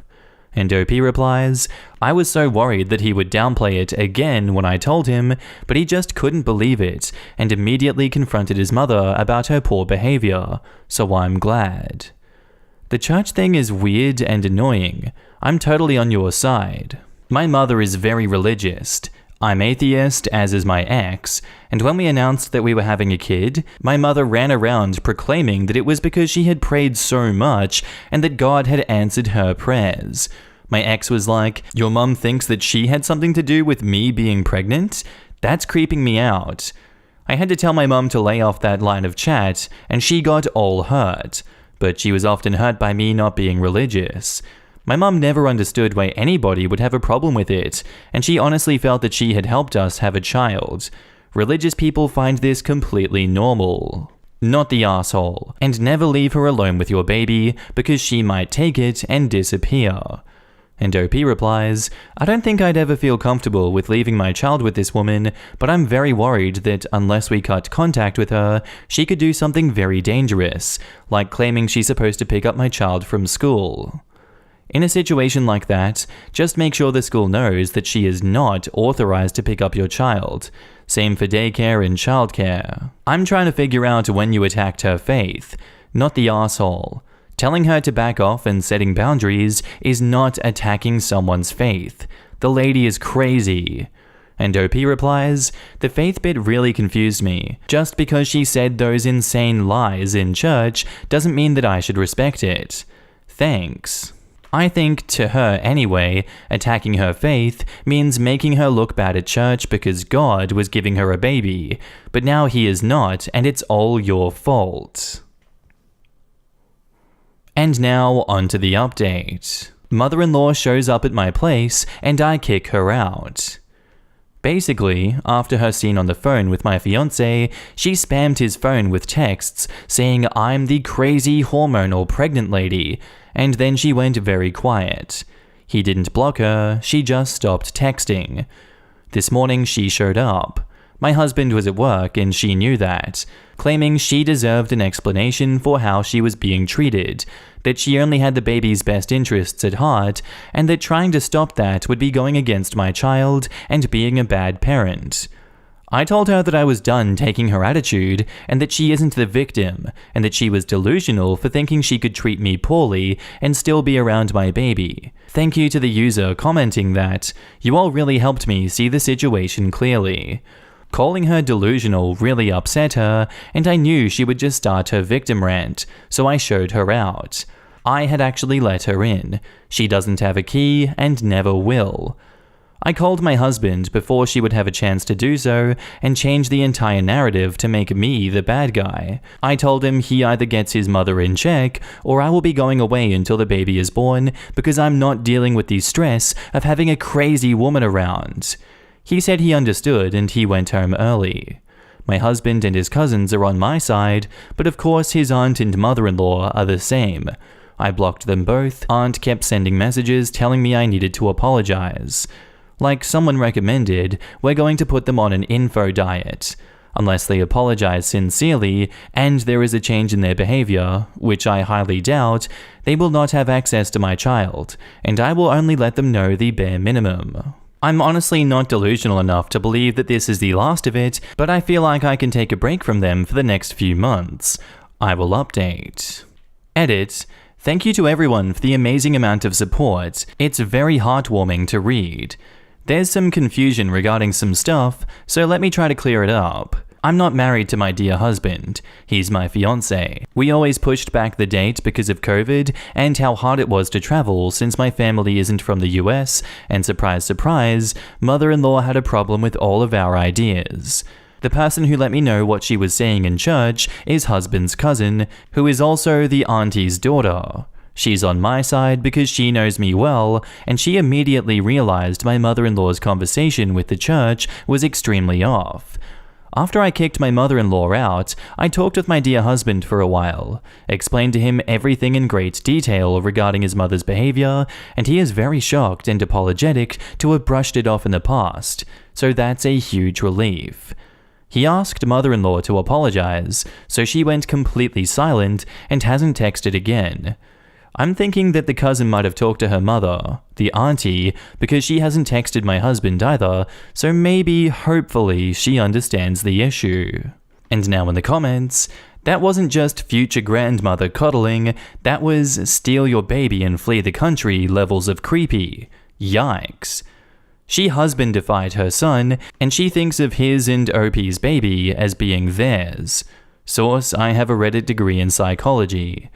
My guess is that we haven't heard anywhere near the last of this situation. I'm just glad that OP realizes that too. Who the hell thinks that they get a choice in the name of someone else's baby? Unless they want to call them something stupid or awful, you go, oh, they look like a insert name, and that is all you get to say. My mother-in-law told me, in the hospital the same day as giving birth, "You're not going to use X name, are you?" I didn't even pick the name. My husband, her son, did. And then when my brother-in-law had a kid, I overheard her telling the sister-in-law that she shouldn't worry about the name. No one has a say except her and brother-in-law. That's just so weird to me. What's wrong with people? Don't worry, I know you're giving birth, but you don't get a say in this child's name. Oh man, this is gonna have another update, where it turns out her husband has been secretly pacifying his mother instead of telling her to back the F off, isn't it? I feel sorry for men raised to have an unhealthy, intertwined relationship with their mothers, but they have to find their spine at some point, because oof. He should have set her straight the second she started talking about taking care of the baby and being its mom. I wish horrible people would be more honest. I hate it when you have intimate relationships with women. If it were up to me, you would die alone because I don't want anyone else to have you. I want you to be happy only with me. So I'm going to do everything I can to destroy any romantic relationships you ever have until the day I die. And then you'll be all alone when I die. But that's okay since I don't care about your needs anyway. Now I'm gonna go cry so that you do what I want since you're a sucker. But if they were honest with others and themselves, they wouldn't be so horrible in the first place. Well, the problem is, they know that's wrong, and they desperately want people to like them and think they are amazing, so they can't allow themselves to believe that. So they find other, completely insane, reasons to justify their desires. And if someone calls them on their crazy, they lash out and play the victim, so everyone else will feel sorry for them and hate the person who distressed them so. They are incapable of even being honest with themselves. Our next post is titled, "Today I effed up by leaving a massive order alone with my now ex and her 14 friends. I'm sorry, I just need somewhere to vent, as literally everyone is saying that I'm a dick for kicking my pregnant ex out over this. To clarify, this is not the first time she's done this, but this time it cost me over $1,000. Also, I'm sorry if this was choppy, as I am seeing red right now. So recently, I got 2 massive orders for pastries for 2 weddings and a few other parties. I had spent 1 week working with my team on the orders, as it was $75 to $100 per item. Well, we finished yesterday, and I and the team decided to go to the movies and just relax. Big mistake. My now ex had a party planned, without asking me, in the home that I pay for, while she just sits on her butt doing nothing. She's never had a job, she just waits for everyone to hand her what she needs. We recently found out she's pregnant a month and a half ago, but she's been using it as an excuse.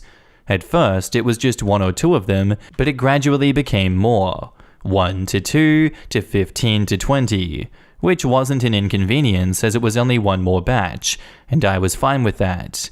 However, yesterday was the last straw because when I went out, she threw a party with 14 of her friends and they got hungry. So they made their way down to the shop and went through nearly everything that my team made. My dad owns the bakery, it's not too far down from our house, so it wasn't that hard for her to get in. Well, when we came back, we found my ex and 14 of her friends wasted on nearly $1,000 of pastries. I nearly lost my crap and started screaming at her, asking her what the hell was she doing and why she thought that this was okay. She blamed this on pregnancy cravings and tried to say that she wanted the baby to eat well, but when I asked about her friends, she said they also had cravings. I kicked her out and had to call and explain everything to both parties. Full refund for both of them, as there was barely anything that could be salvaged. And now in the comments, my stomach is turning thinking of eating that much pastry at once.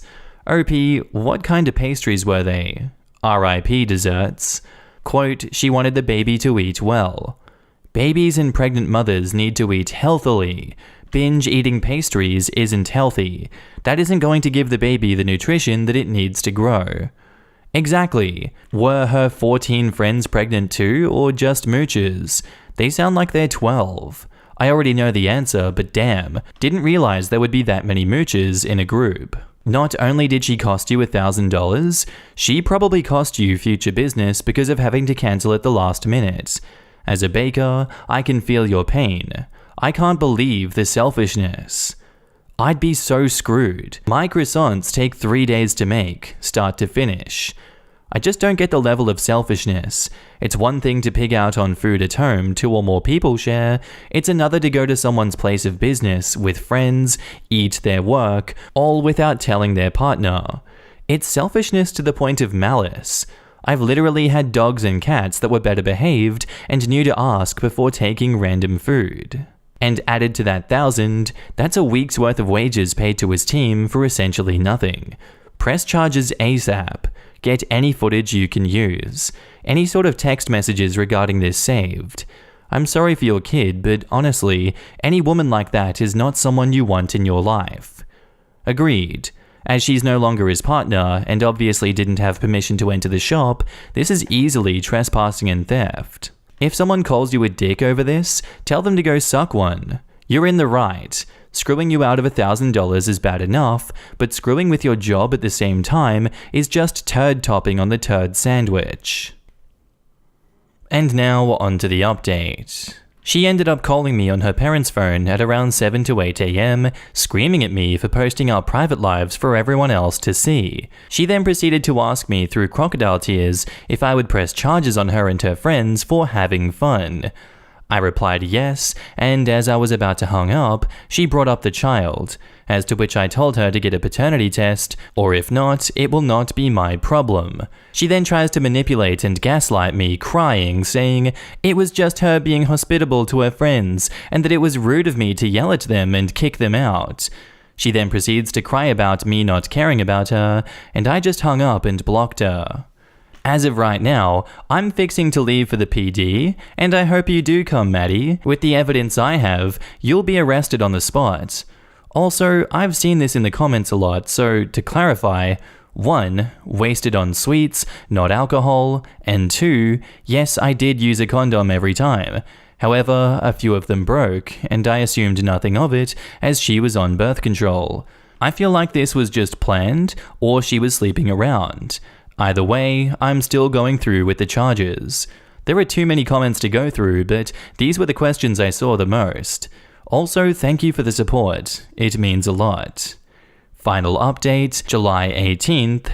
As of right now, this will be the final update. When all the legal proceedings finish taking place, there will be another update. I'm tired as is, so I'm going to keep this short. This goes in order.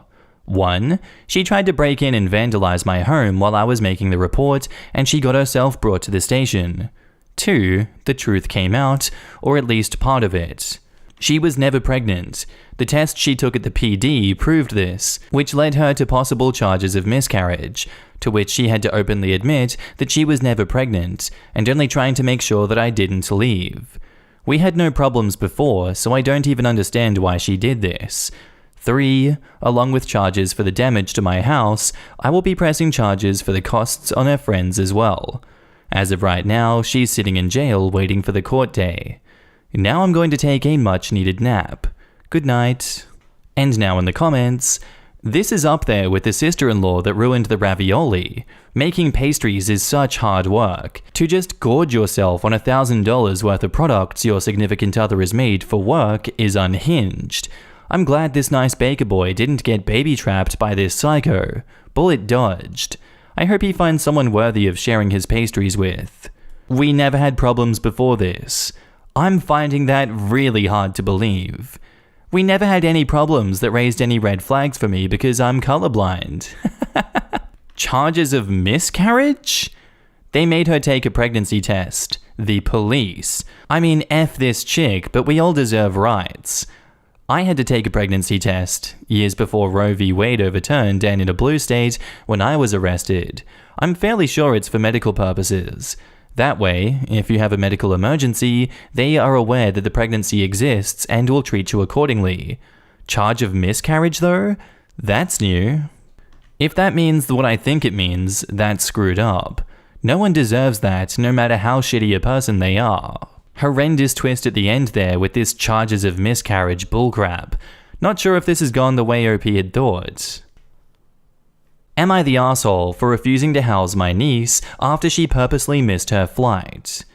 I, 25 male, and my partner Lana, 28 female, moved out of my home country 5 years ago due to my partner getting a job offer that she was passionate about, so I quit my job and moved.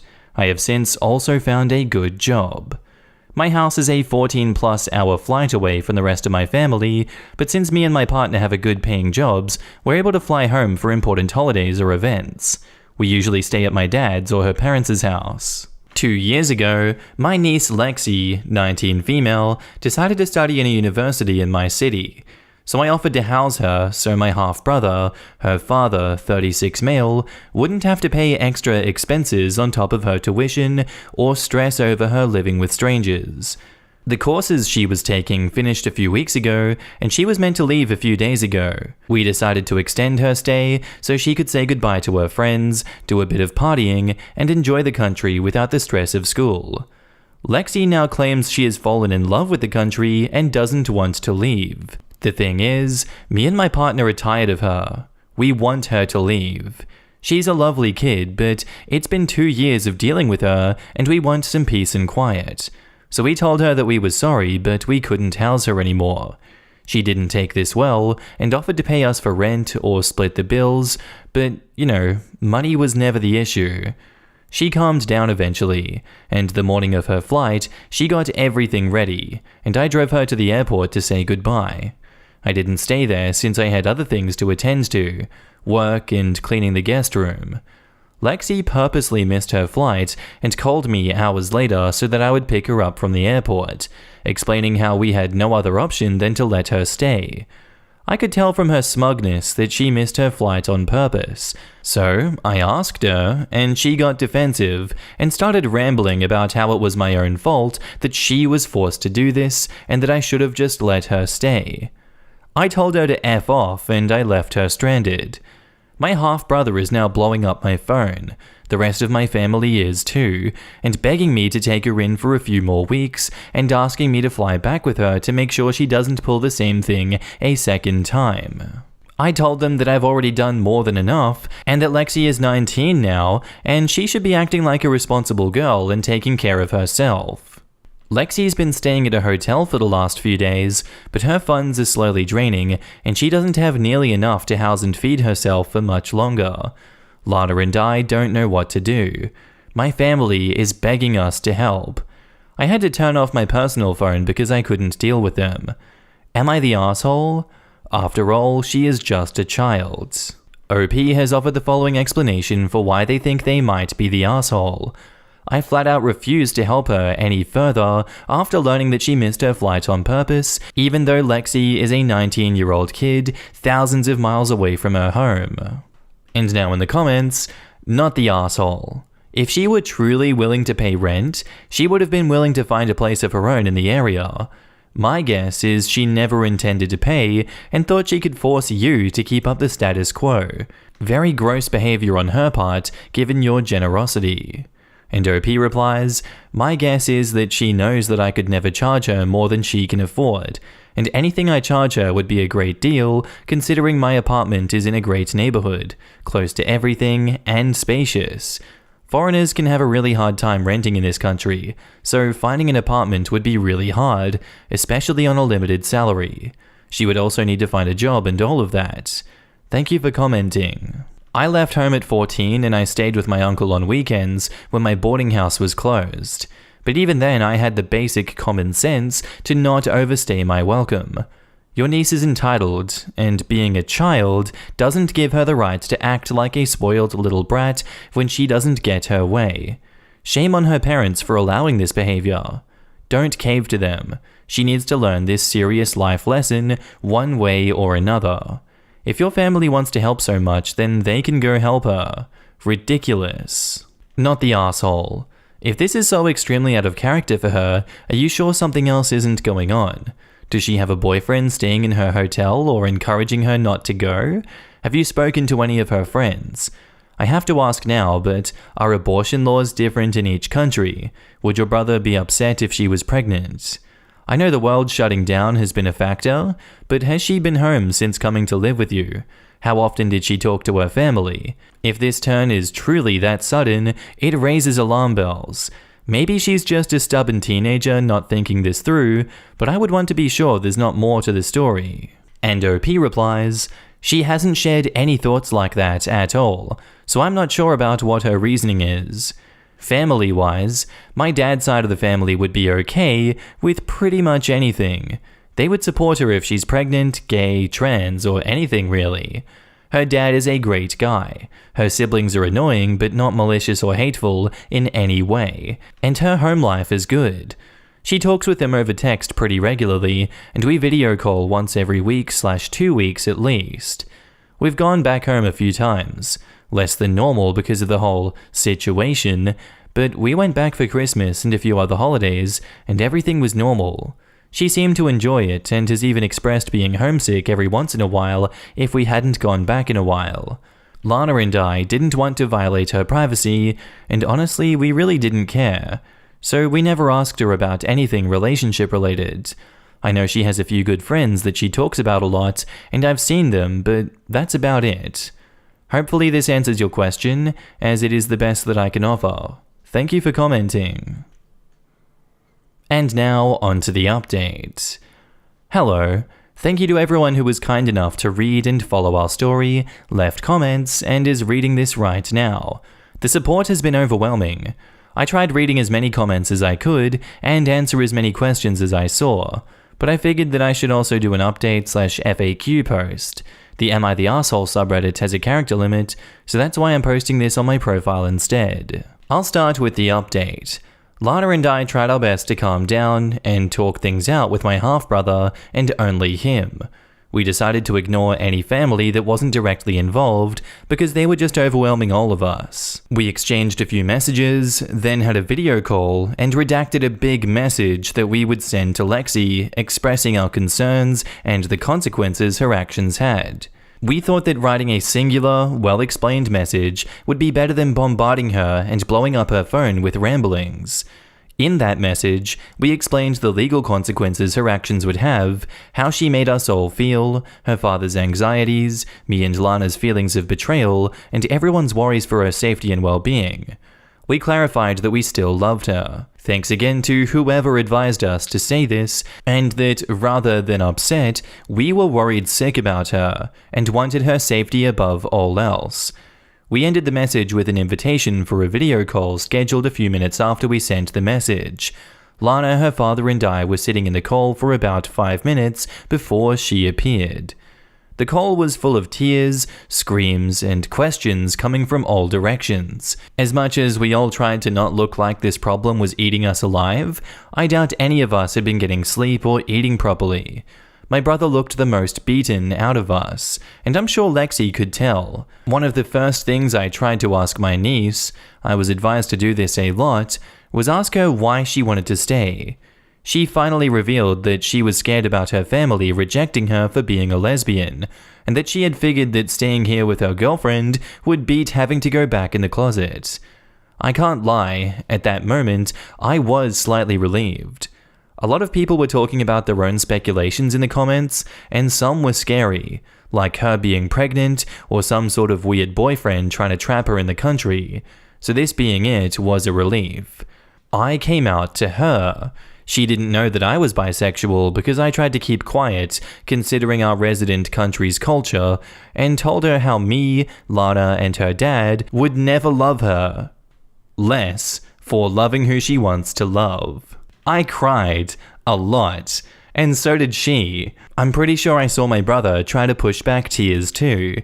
It was very emotional and personal, so I apologize, but I don't feel comfortable sharing more than that. We all agreed that I would pick up my niece and bring her to the airport, and if she tried to play us again, this time she would be on her own for good. Me and her father split costs for the ticket, but she will be paying us back from her own money with the job she gets once she goes back home. I don't need the money, so my brother will be getting my half. I got to meet her girlfriend Lily. They have been dating for around a year and a half now, and from what I've seen, she's a nice girl, and I'm sure she and Lexi will be very happy. I received a confirmation call from my brother a while ago, and she's finally back home, safe and sound. We have arranged that she can come and visit us and Lily whenever, and is free to stay in our home again as long as she asks first. I know that a lot of you will not understand why I'm allowing her back into my home, or why I'm being so supportive after what she's done. Maybe some of you will get upset that I didn't blow up at or cut off my brother, but I ask you to understand that we are all human and we are all under tons of stress, which made us unable of thinking clearly and set our feelings aside to think rationally. I love my family, and they mean the world to me, even if they mess up. Lexi is a stupid teenager like most of us were. She will be facing consequences for her actions. We are not letting her off scot-free, so don't worry. And she was scared of having to repress her identity again. and my brother was worried about her daughters being stranded on a country thousands of miles away. None of us acted perfectly in that situation, but we all have apologized and forgiven each other. Thanks everyone for your comments, upvotes, awards, and support. Even if you just read the post, thank you for taking the time. I also want to answer some questions I got and expand on some things. The question was, why was your niece staying with you? Well, I wanted to be kind to my half-brother. I have been very lucky in life, and I was blessed with enough financial stability to be able to care for my niece, which took a huge toll off him. I have been given permission to share this, so don't worry. Some of you might have noticed that my brother was only 17 when Lexi was born. This meant that he had to get a job right away and work to support his family.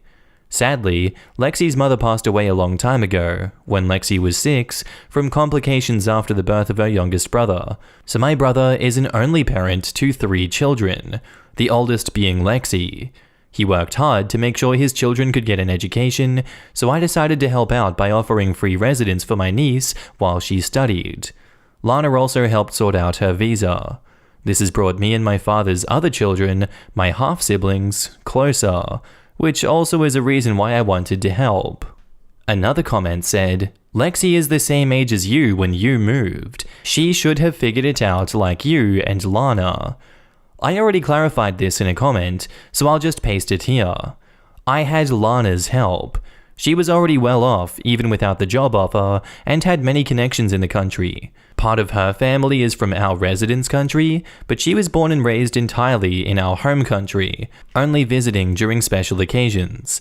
Lana was able to find me a job, handled most of my legal paperwork, if not all, and rented our current residence in her name, because it's much harder to find an apartment while being a foreigner. If Lana and her family hadn't helped me, I probably would have never been able to move, so I am insanely grateful. I'm not trying to justify Lexi's actions, but I'm not going to pretend 20-year-old me figured everything out by myself. I had loads of help, and I couldn't be more grateful for my amazing partner.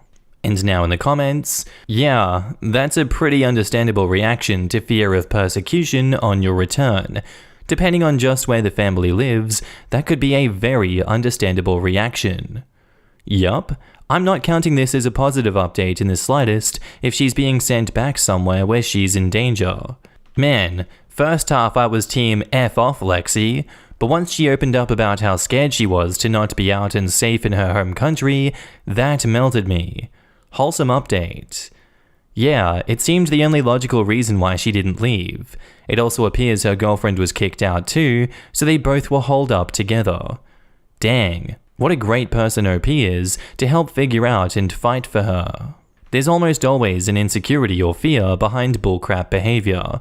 Doesn't always matter, but there is a reason most of the time. You just hope somebody mentions it before they burn all the bridges, like she almost did. Yup. If she'd come to him with her concerns, this probably would have been a good story all the way through. Our next post is titled, Why does "What's for dinner tonight" vex me so? It's just me and my husband, no children. Every day he asks me, what are you thinking for dinner tonight? Right around dinner time. He did just used to ask, what's for dinner? But I told him how that annoyed me, so he has a new variation of the same question. I've tried to address this with him, but he says he doesn't care if I say nothing. He can fend for himself. Also, most of the time he does fend for himself and doesn't ask me if he can make anything. If I ask him to make dinner, he will do it with no complaining. Same with dishes. I have to ask, but no complaining, and he doesn't put it off at least. We sometimes have set days of the week that he makes dinner, and he does it, but somehow we always fall out of rhythm and are back to this question. Why does this question bug me so much? Why am I the only one thinking about feeding us on a regular basis? Please share any insights and suggestions for new ways of framing this for him, and please don't just suggest I leave him. I'd like ways to educate him and myself more on this topic. Thank you.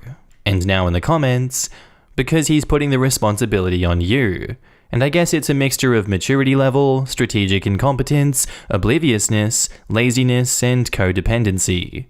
My ex was the same. I was the one always saying or asking, "Can you help me cook? Can you help me clean? Can you help me do the dishes, laundry? Can you help me make the bed?" If I didn't initiate it, nothing would be done. I hated it because it made me feel like a mother and manager, but I was also bad at communicating why I hated it. So in the end, both of us felt it didn't work out and ended it. I don't know. The best solution would be for your partner to understand why you don't like it. Literally tell him, "When I always have to initiate X, Y, and Z, and when you never do it on your own accord, it makes me feel like I'm your mother, and it's so unattractive. You have to step up and be a grown-up. I don't want to feel like I'm mothering you," or whatever it is you are feeling. And men need to hear it in literal words. Don't sugarcoat it. Don't talk in metaphors. If you want this relationship to work out, just say exactly what you feel.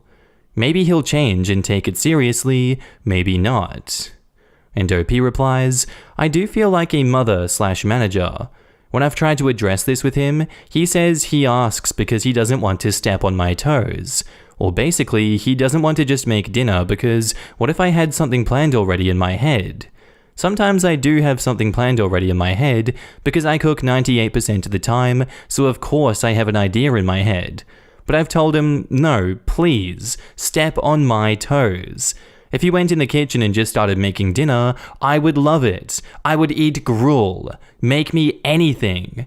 And then I think that is when his argument starts to fall apart and become transparent. I have the same annoyance to the question, to be honest. It feels like it's placing all the responsibility on me, which isn't unrealistic because I do 98% of the food-related things, but it still bugs me to no end. I'd much prefer my partner say, "Have you thought about dinner yet? I think I'd like XYZ if you haven't." Honestly, I'm probably still going to be the one who cooks it, but it's the mental load that annoys me.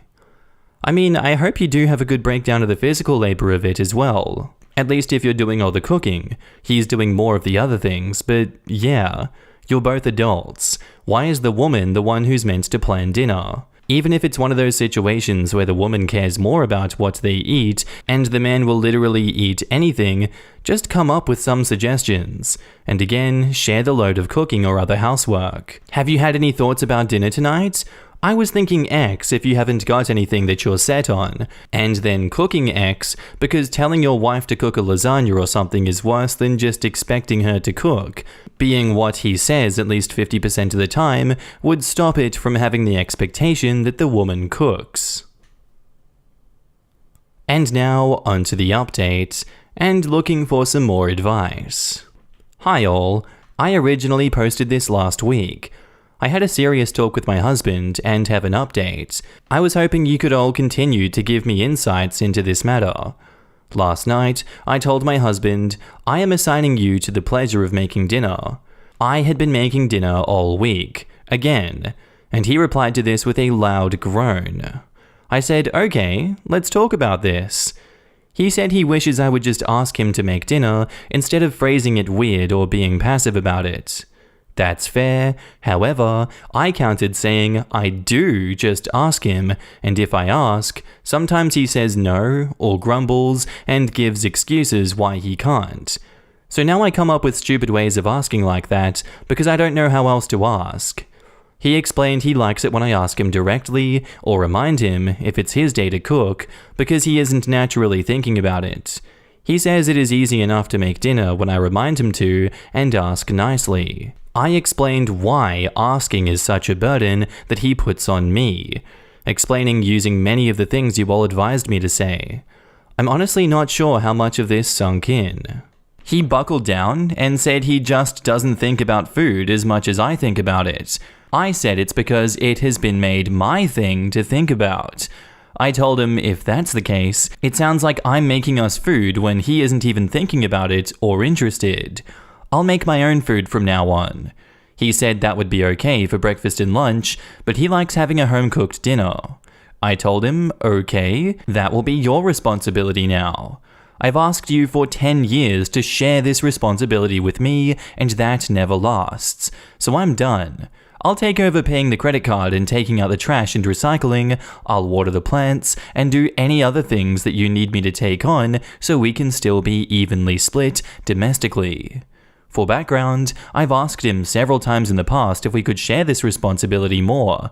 As mentioned in my previous post, we would make a schedule and then somehow fall out of it. He also has always maintained that we share domestic responsibilities evenly. I cook and do dishes, and we have a housekeeper to tidy and clean. His responsibilities are the credit card, trash, watering the plants, and random house projects. It was the most interesting thing. I felt his panic when we entered this part of the conversation. I don't know how to describe it, but I could feel this power dynamic shifted. His immediate reaction was to passionately argue that I would never be okay with him doing these responsibilities because I like to eat dinner earlier than him, and I'm particular with how I make meals. I don't think I am at all, because he doesn't think about food much. He would simply forget to make meals, or the house would be bare of groceries, and he might not notice. I just remained super calm, and I told him that I'll eat whenever and whatever he wants. And I'm surprised he'd forgot to make meals because he's so obsessively good with paying the credit card on time. He loves having basically a perfect credit score, and taking the trash and recycling out to the curb. He said back that remembering those things are different because he doesn't need to remember them every day. He said he does projects around the house, but those things get done when he notices something needs done. It's not something that he has to remember on a daily basis. It was like the most incredible layup ever. I said yes, but cooking is like that. So you can see why it's hard on me. I literally have to plan 3 meals a day for 2 people every effing day of our existence, and I've been doing that for 10 years. I told him I'm starting to resent him over this, and I have a bad relationship with cooking at this point. I could tell he was just reeling in his own mind, with this becoming his new responsibility. He got quiet and just looked so bummed, and he pleaded with me if there was any way that he could get out of this new arrangement. I think this is a point in the conversation when I emotionally flipped from feeling victorious to sad. He could see how this was an unfair burden on me, and he still asked me if he could get out of it. I know everyone on Reddit says this about their trash husbands, but my husband literally is so great. I don't think he is trash at all.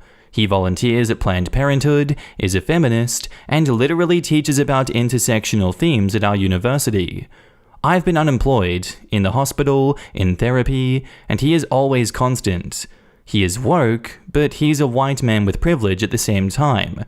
I do think he's a good person, but he is blind and sexist when it comes to this.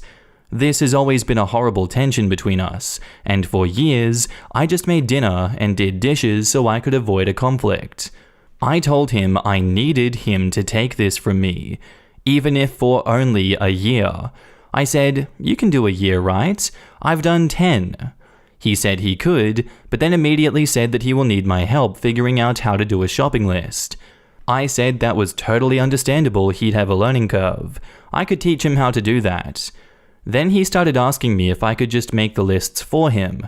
I stopped him immediately and said, "No, that's your responsibility now." The conversation petered out from there. I felt an amazing weight lifted off of my shoulders. However, I feel like I already see him just making excuses to get out of certain things, and I felt so disappointed in him that, on some level, he knew that I took on a bigger share of household chores than him, and he just decided to be fine about it and not say anything, and gaslighted me into believing we truly shared domestic responsibilities evenly. That being said, he made dinner last night and says he is making it tonight, and I'm taking the trash out, which feels so much easier. I'm so happy. How do I hold him accountable? Do I need to hold him to the same standards as how I was doing things myself? Or if he asks for help or advice, do I just say, "I don't know, that's your problem now"? How much help, if any, do I give him without enabling, and how can we have success in this new scenario? And now in the comments, what the heck? How can he just say that he forgets about dinner when he clearly remembers enough to be able to ask you every damn day what is for dinner? That is such a lame excuse. Good for you, honestly. If you want to, you could sit down with him one time and show him how you do a shopping list. But honestly, there are so many resources out there right now. There are even apps that you can download where you put in what you want to eat and it'll produce a shopping list for you. And I've even heard of some that'll suggest other meals based on the ingredients on your list so that you can use the same ingredients for more than one meal. He is totally capable of this. He just doesn't want to do it. I'm sad for you that he recognizes how much responsibility this is, and yet he still tries to put it on you. Shame on him. Oh my god, this. He wasn't not thinking about dinner when he was actively reminding her every night that she needed to make him something to eat. It's not like he's suddenly going to lose his appetite or his memory of wanting dinners on the regular now that he has to cook. He still has to eat dinner every evening just like OP does. He won't magically stop remembering that they both eat dinner every night just because the onus and the responsibility is now on him to not only remember to eat the dinner, but to prepare for it with planning and shopping and making it as well. What an incredibly weak-ass, insulting effing excuse. I don't think about food. Goddamn right you don't, buddy. You've had no involvement and no effort in making that food magically appear in the past, but you think about food just fine, as long as you're personally not doing anything at all other than eating the food made by someone else? Such a dick thing to admit to her. I hope this goes well for OP. I am so angry on her behalf. And OP says, I will try to clarify this. His mum was a constant cook for their family, but she was terrible at it. I can verify. I've had her food many times. She literally thinks all spices are ethnic and doesn't know how to use them, so her meals are super bland. As a result, I think their entire family came to view food as fuel instead of comfort, if that makes sense. He's a tall, athletic, skinny guy. He will go entire workdays, and by 8 PM when he's getting antsy for dinner, I'll learn that he hasn't fed himself once for the entire day. Maybe he'll have a banana in the morning. He's an Enneagram 3, so he's constantly thinking of and taking care of to-dos throughout his day. He's very achievement-driven. In college, he had an eating disorder. My words, not his. He wouldn't eat sweets, carbs, etc., and worked out so obsessively that I regularly took him to urgent care for his workout injuries, because he needed to lose another percentage of body fat that week. He can get so focused on a goal, he will literally harm himself. Anyway, he seemingly no longer has the problematic issues with his body and eats anything and everything. I know the years we've been together and I've cooked, or we've traveled and had great food, were the first times in his life that he really realized that food could be fun. That being said, it doesn't excuse him just forgetting to eat or using that as an excuse. I told him that knowing he needs to cook for both of us should help him remember, because he needs to not think about himself, but someone else too. He can add it to his to-dos. Huh. Well, the history of disordered eating might explain his sheer panic a bit more. I still think it's primarily just shifting executive burden on you, but maybe that's how he learned to deal with his eating disorder, by shifting the executive burden onto you, especially if you've been together since that time. Now that it's back on him, he has to confront the old demons again. And that's where I'm going to end this one for today, guys. I do hope you enjoyed. If you did, let me know what you thought of it, and I'll see you in the next one. Bye.